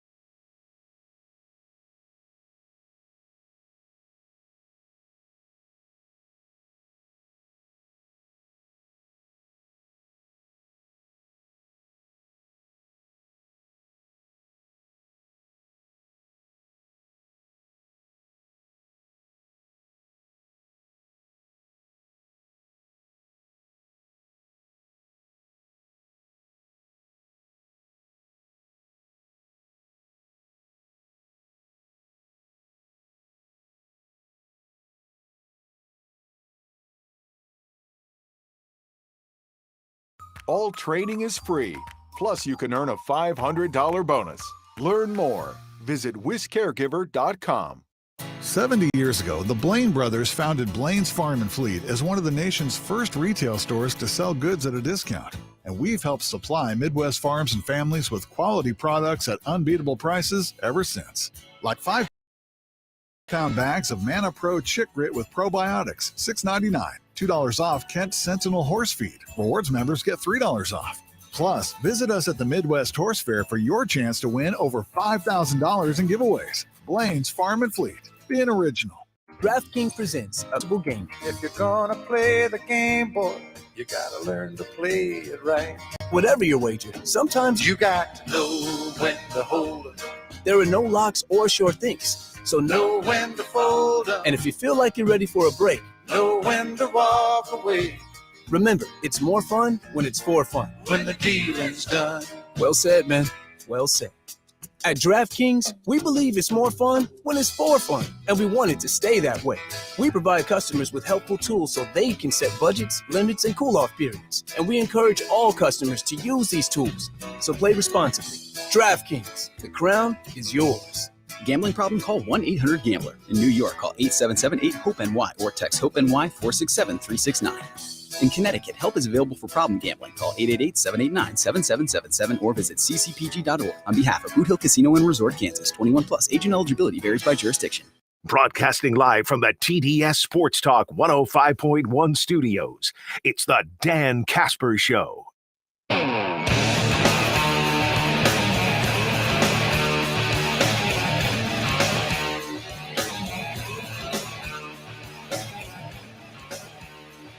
Switching gears up here, we're going to talk some Badgers with our dude, Mr. RJ Cardinal, who's joining us via the phone here this morning. RJ, happy tax day, by the way, there, big guy. How you doing? Oh, happy tax day to you. Yeah. I got mine done, so I'm okay. Yeah, same here, man. I got mine done too, so I'm ready to go, and I'm ready to spend some of that money. So, Oh, there you go. Yeah. yeah. Hey, let's talk a little football to begin here this morning. So I wanted to ask, obviously a thing that's been floating out there quite a bit in the last couple of days is this 4-star quarterback, Ryan Hopkins, for the Badgers, adding him as part of the 2026 recruiting class. Should we be excited about this kid? I mean, first of all, it's like, okay, I know it's 2026, but, you got the whole transfer portal such, how excited should we get with some of these recruits? But what are your thoughts on the Badgers picking up this 4-star quarterback? Yeah, it's kind of an interesting thing to talk about now in terms of how to get excited for anybody coming into the program in this day and age, not just a composite 4-star or anything like that, but in general, because, heck, you even got a tight end prospect who hasn't talked to anybody since April 3rd. Or May 3rd, March 3rd, March 3rd, maybe? And is looking to possibly enter the transfer portal tomorrow. So it's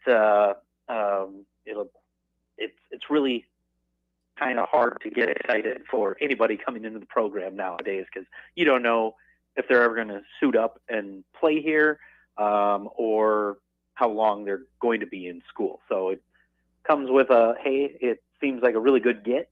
I need to see them on the field before I really invest any time into it because might not be here. But looking at the film, all that, he's a guy who's able to tuck the ball and run. He seems to have a pretty good arm.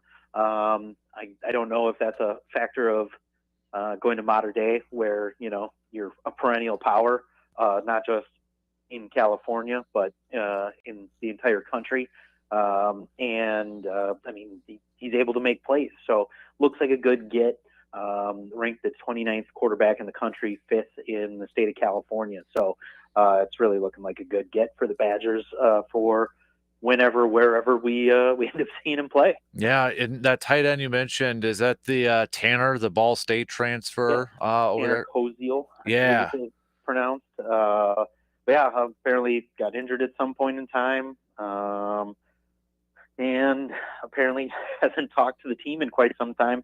And after he got injured, he went home. So who really knows what's going on there. I think you've had Colton on before, and he kind of broke that story yesterday and was trying to get comment from the family, but wasn't able to get in touch with anybody. And Wisconsin has said they haven't talked to him and they aren't aware of him even considering entering the portal. So that's really not a good sign. But it'll be interesting to see what happens come tomorrow when the spring transfer portal opens. So who knows?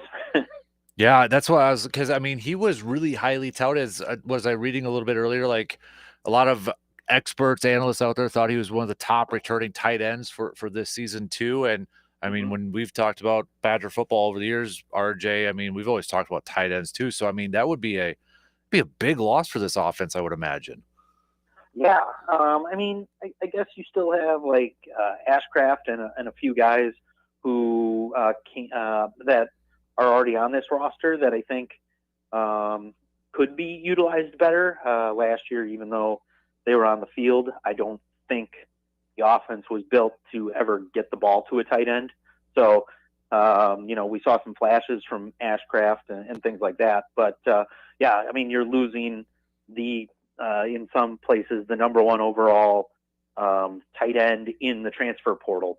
I mean, that is if it comes to fruition, but it really sounds like it's going to. So, I mean, you don't want to talk in, absolutes, but it sounds like that will happen.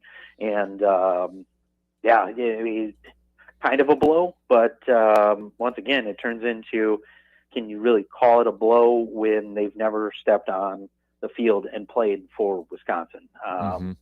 Hopefully it's just a homesick kind of thing and maybe he'll be back, but chances are probably not. Yeah, because I mean, they said like he went home and then all of a sudden he's having that. But I know, did I read correctly too? Like even at spring ball, he was kind of maybe injured and going through some injuries a little bit too. Yeah, yep. So the only time anybody ever really saw him on the field, he was on a stationary bike doing work with the injured people. So he was going through some stuff, and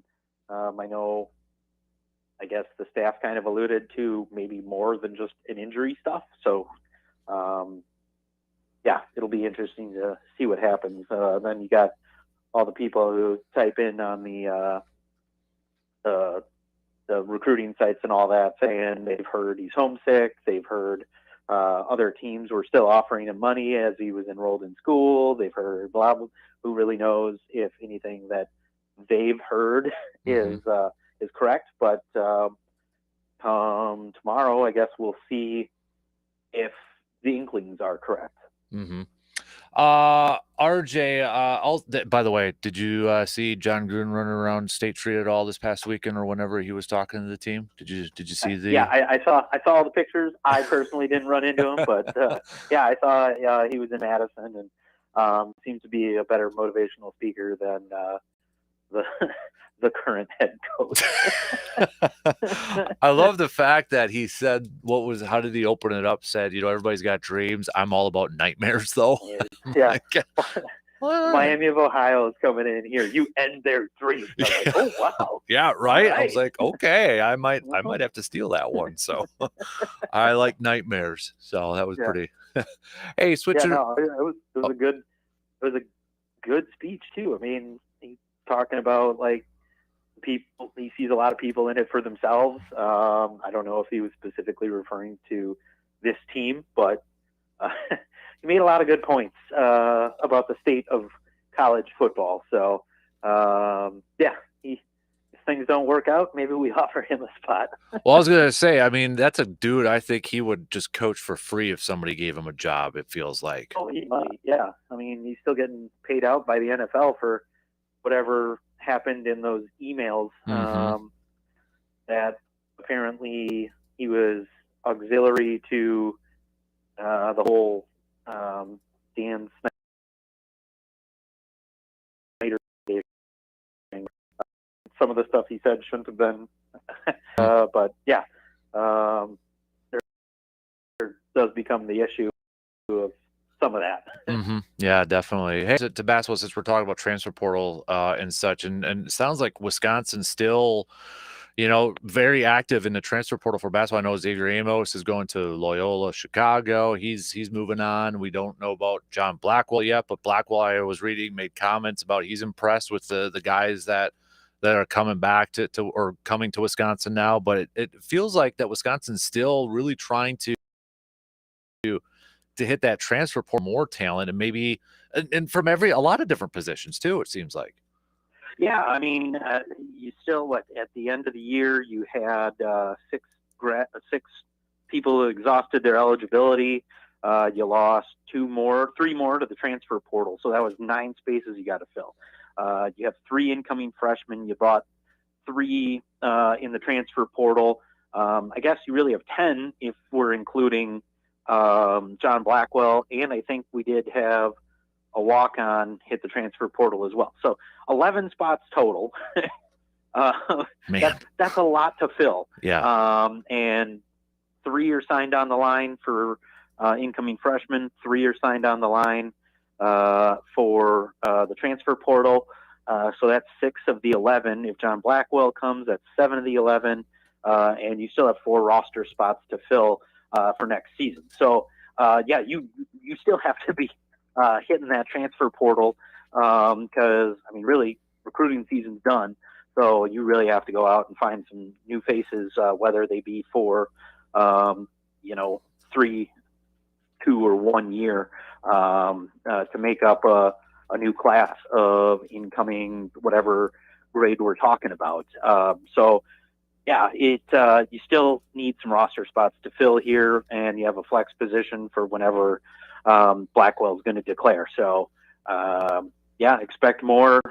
Some places are already listing the Badgers as the number 1 transfer portal class so far this year. So, I guess if you could just keep adding some to it, only place is to stay there. You can't go up anymore.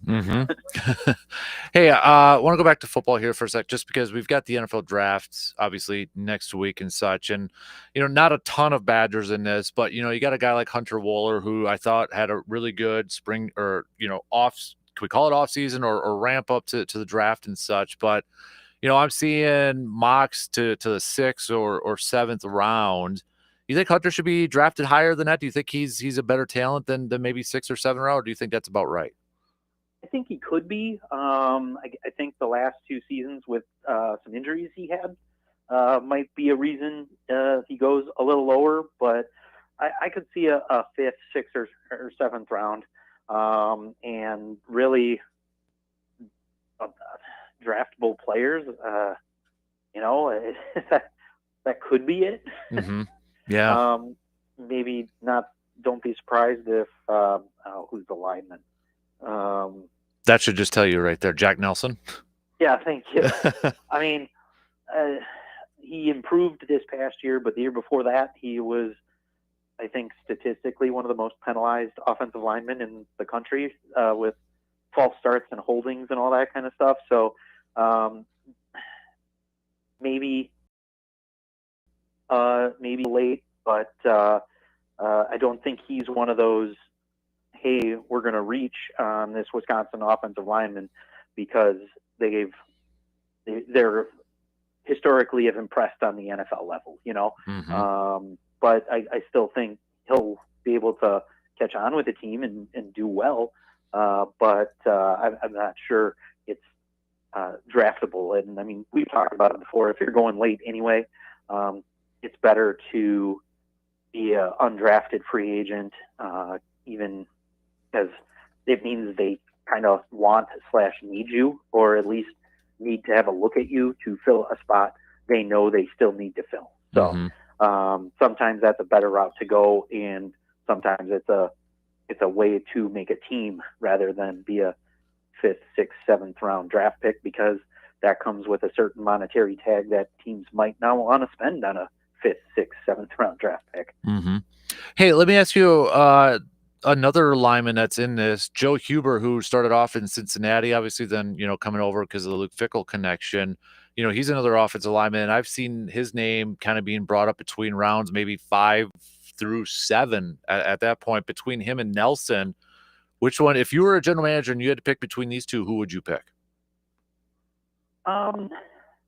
Possibly Huber, because you have him at the option of center or guard, and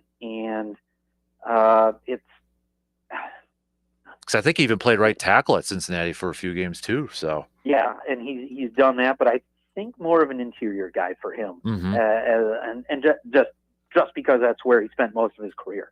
Other than that, there's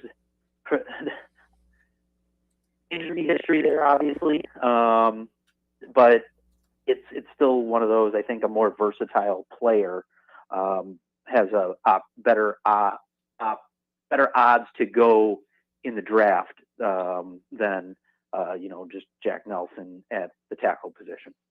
Yeah, there feels like, I mean, this year, and maybe that's just kind of what we've seen from this team the last couple of years, this Badger team, because I feel like, RJ, the last couple of years, we've always talked about this guy's getting underrated in a draft, or like whether it's a linebacker or somebody else for the Badgers. And this year, it just kind of feels like there isn't that guy that's kind of getting overlooked or underrated. Yeah, it's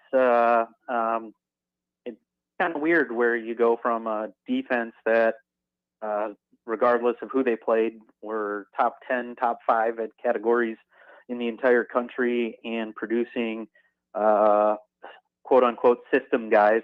And yet some of those guys are now highest paid linebackers, edge rushers in the NFL. But, we went away from that. So that's not our history anymore. I sense a little frustration from you, RJ. No, not at all. The AD sold his soul to make overhaul changes that he thought needed to be made, and I mean, we'll see where this leads. But right now, it's not looking great.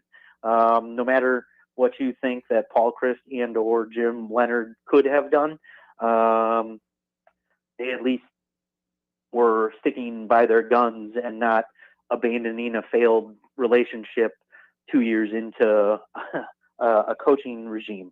So now you've brought in another guy who at least runs a system closer to what Wisconsin football is all about, but you also have never worked with. So we'll see how that relationship is built and where this whole thing goes this year based on the schedule. We're not projected to go to a bowl game for 2 years in a row. So, you have some people saying we're in year 3 of our Nebraska rebuild.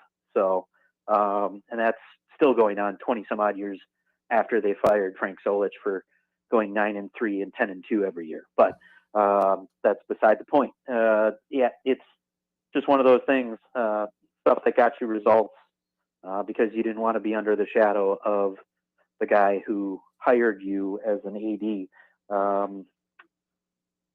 That's what I was going to kind of follow up and ask you about is like, I mean, how surprising is this? Because, I mean, he is a Badger guy. He played for Alvarez. I mean, he worked under him too. I mean, how surprising is it that it seems like it's completely different?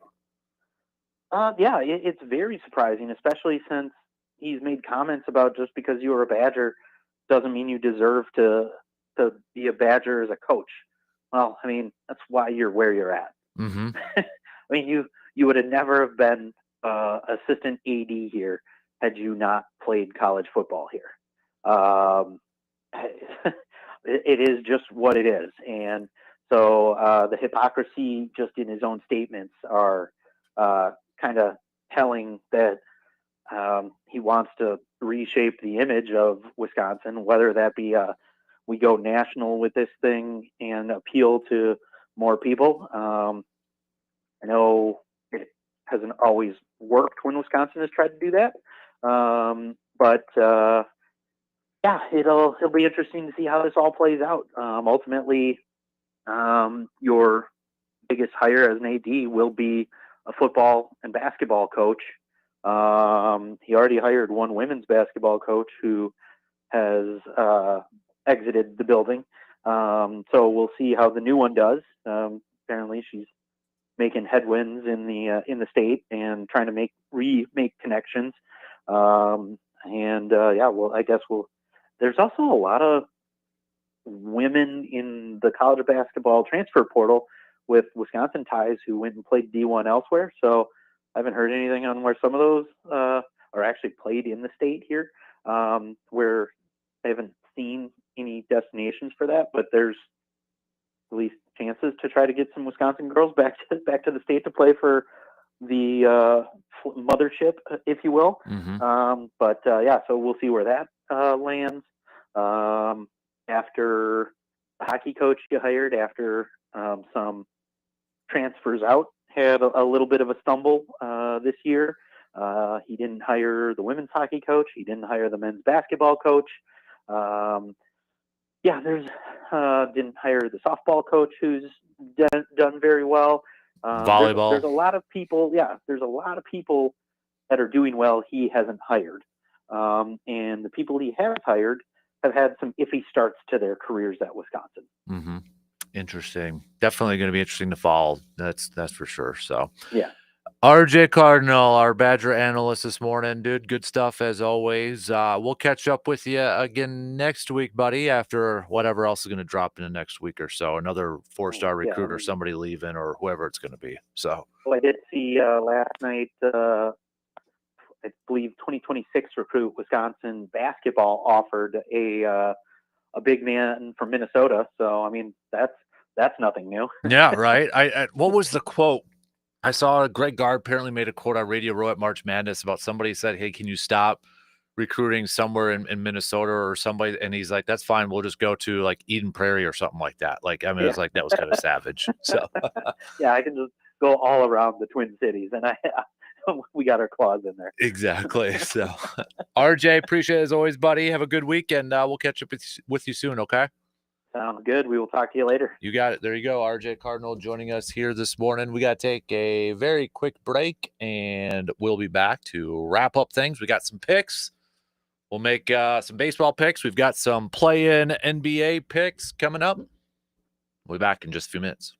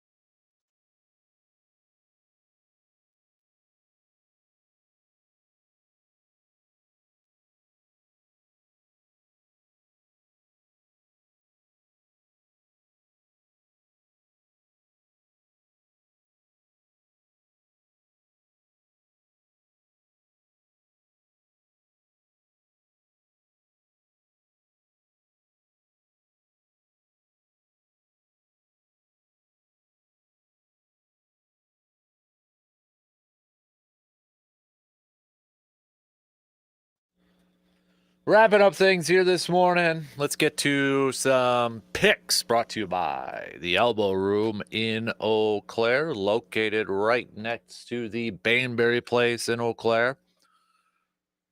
We'll start off with some NBA games because, well, we've got some play-in games starting up here this evening. We got Atlanta taking on Orlando.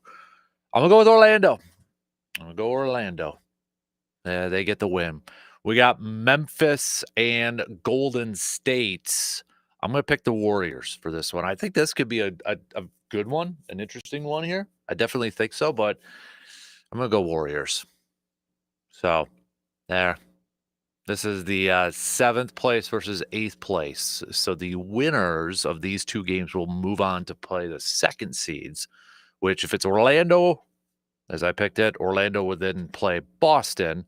If Golden State wins, and they would play Houston. If you listen to our latest episode of the podcast, I know we dropped a few episodes yesterday, but as part of our weekend hangover, I did make my NBA picks on there.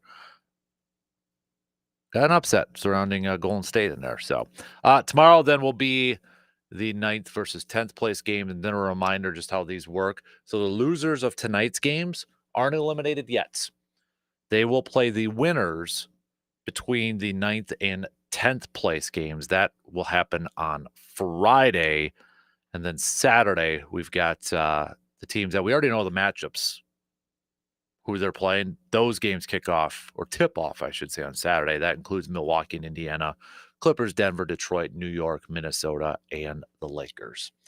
Let's move over to some Major League Baseball games, shall we? We've got the Diamondbacks taking on the Marlins. I am going to go with the Diamondbacks. Seattle taking on Cincinnati. Luis Castillo is on the mound for the Seattle Mariners, so I will ride with the Mariners. We've got Washington and Pittsburgh. I'll go with the Pirates. Giants taking on the Phillies. Giants picking up a 10-4 victory last night. Jesus and Verlander going at it. I'll go Philly for tonight. We got Boston taking on Tampa Bay. Walker Buehler's on the mound for Boston. I'm going to go Boston. Cleveland taking on Baltimore. I'll go with Baltimore in this one. We've got Kansas City taking on the New York Yankees. Yankees picking up the win last night. Got Michael Wacha versus Max Fried. I'll go with the Yankees tonight. Braves taking on Toronto. Braves picking up an 8-4 victory last night. You got Spencer and I'm going to go with the Braves.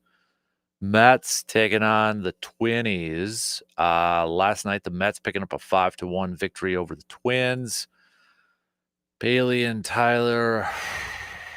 Twins not off to a great start. Mets are off to a good start. I'll continue to go with the Mets here. We've got the A's taking on the White Sox. Somebody got to win that game, I suppose. I'll go with the White Sox. Let's do Houston taking on the Cardinals of St. Louis. St. Louis picked up the 8-3 victory last night. I'm going to go Houston tonight, though. Angels taking on the Rangers. Patrick Corbin's on the mound for the Rangers. I'll go Rangers since it's in Texas. Cubbies taking on the Padres. Padres had a 10-4 victory last night against the Cubbies.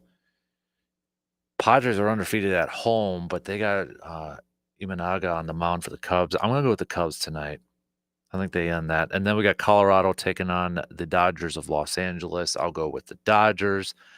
And then finally, we've got Detroit taking on Milwaukee, Jack Flaherty, and Quinn Priester. I hate to be negative, but I'm going to go with the Tigers tonight. Just don't like the pitching matchup. So that's kind of where it's at. Quinn Priester is going to have to pitch a really, really, really good game and keep his team in the game and not have really any mistakes, because runs may be at a premium here, but the offense just needs to explode. They got to explode early and try to get Jack out of the game. So, all right, those are your picks, brought to you by the Elbow Room in Eau Claire. All right, it's kind of our final segment here for this morning. We got Walk It Off, our walk-off segment. It's kind of our last commentary segment and such. And today is Jackie Robinson Day in Major League Baseball. So happy Jackie Robinson Day. But, there's always been, like, I always think about this once in a while. I know we've kind of talked about it off and on, but like, there's always these players or athletes or sports figures that sometimes I think about, like, man, if I could just have a conversation or ask just a question or a couple questions to somebody, like, who would those people be? And Jackie Robinson is one of those guys that's on my short list, one of those players on my short list, not just because he was an all-time great baseball player, but I mean, just everything else that kind of went on through his life, right? I mean, he broke the color line when he started for the Brooklyn Dodgers, and just kind of, I don't know what he experienced. I don't know how, from the personal side, I can't relate to it, and a lot of us can't relate to it. But he is definitely one of those guys that I would love, if we could hop into a DeLorean and into a time machine and go back to the future and just like spend 5 good minutes with somebody and just get to ask them as many questions as possible or pick their brain for 5 minutes. Jackie Robinson would definitely be on the short list for me. He would easily be on the short list. Just not just, talking about baseball, but talking about life in general and some of the things that he had to go through to get to that point. I mean, he wanted to play baseball, and for him to have the willpower and the mindset to be able to climb that mountain, to go through so many different obstacles, I think it's pretty amazing. It's really pretty amazing. And just, it's one thing to read about it or listen to it in a podcast or watch a documentary or such, but to be able to maybe like ask your own personal questions and ask for your, face to face or voice to voice sort of thing, that'd be pretty cool. And definitely with Jackie Robinson Day here, he's one of those guys I've thought of, and I've thought of other, like Lou Gehrig would be another one, because again, like Lou Gehrig, one of the best baseball players of all time, probably the best first baseman of all time. And, the team that he was on, you had Ruth on there too, but you look at the numbers that Lou Gehrig put up and such, and then to suffer and ultimately pass away from a disease now known as Lou Gehrig's disease, ALS. But for a guy, I mean, the streak that he had too, that Cal Ripken broke, a guy that played day in, day out, every day, every single day, and to pass away from a disease that he had where it took away his ability to do that. I mean, just to be able to talk about that and like what was going through your mind, or what, and to make that speech, luckiest man, and just to say stuff like that, knowing what was going on, like Lou Gehrig is definitely on my list too of people I'd love to talk about. Vince Lombardi, of course, I never, obviously way before my time here, but just these individuals, and it obviously never will happen, but I was just thinking about that again, knowing that it's Jackie Robinson Day today, and thinking about those sports figures or historical figures that maybe weren't around when you were around, when in your lifetime or or time frame, and you'd just like to pick their brain for a few minutes. And those three, you throw in Don Hudson, those are easily four sports figures in my life that I would just love to like sit down and just have a conversation. Bobby Jones would probably round out my top 5 of sports figures that weren't around while I was alive that I would just love to have a conversation with. All right, coming up tomorrow, we're already halfway through the week, so get your stock reports in. Think about that for a little bit. Whose stock is up, whose stock is down. Don't forget to sign up for the Cat Classic, as teams are flying through right now. So hit up our website, sportstalk1051.com, and get that. Don't forget, if you can, nominate a child so we can send them to either the Jaden Reed football camp in June in Chippewa Falls or the Aaron Jones one in Eau Claire. Only got a couple more days left of taking nominations. Even if it's not your child, but you know somebody, make sure you get permission from their guardians and parents first before you nominate them. But nominate them by going to sportstalk1051.com, clicking on that fan cave tab, scrolling all the way down to the bottom, and nominate them ages 6 to 16. 6 to 16. Okay. So just a couple more days left open for nominations with that. Hopefully tomorrow we'll talk about a Brewers win. We'll also have Mike Renner joining us tomorrow, draft analyst, formerly of Pro Football Focus, now with CBS. So we'll catch up with him again and get his thoughts on this upcoming draft that is next week, and kind of talk about maybe some of the Packers' needs and who they should be targeting and such. So that should be a fun combo. DP Dance are up next. Have yourself a fantastic rest of your Tuesday. Same place, same time tomorrow morning, 6 a.m. Talk to you then.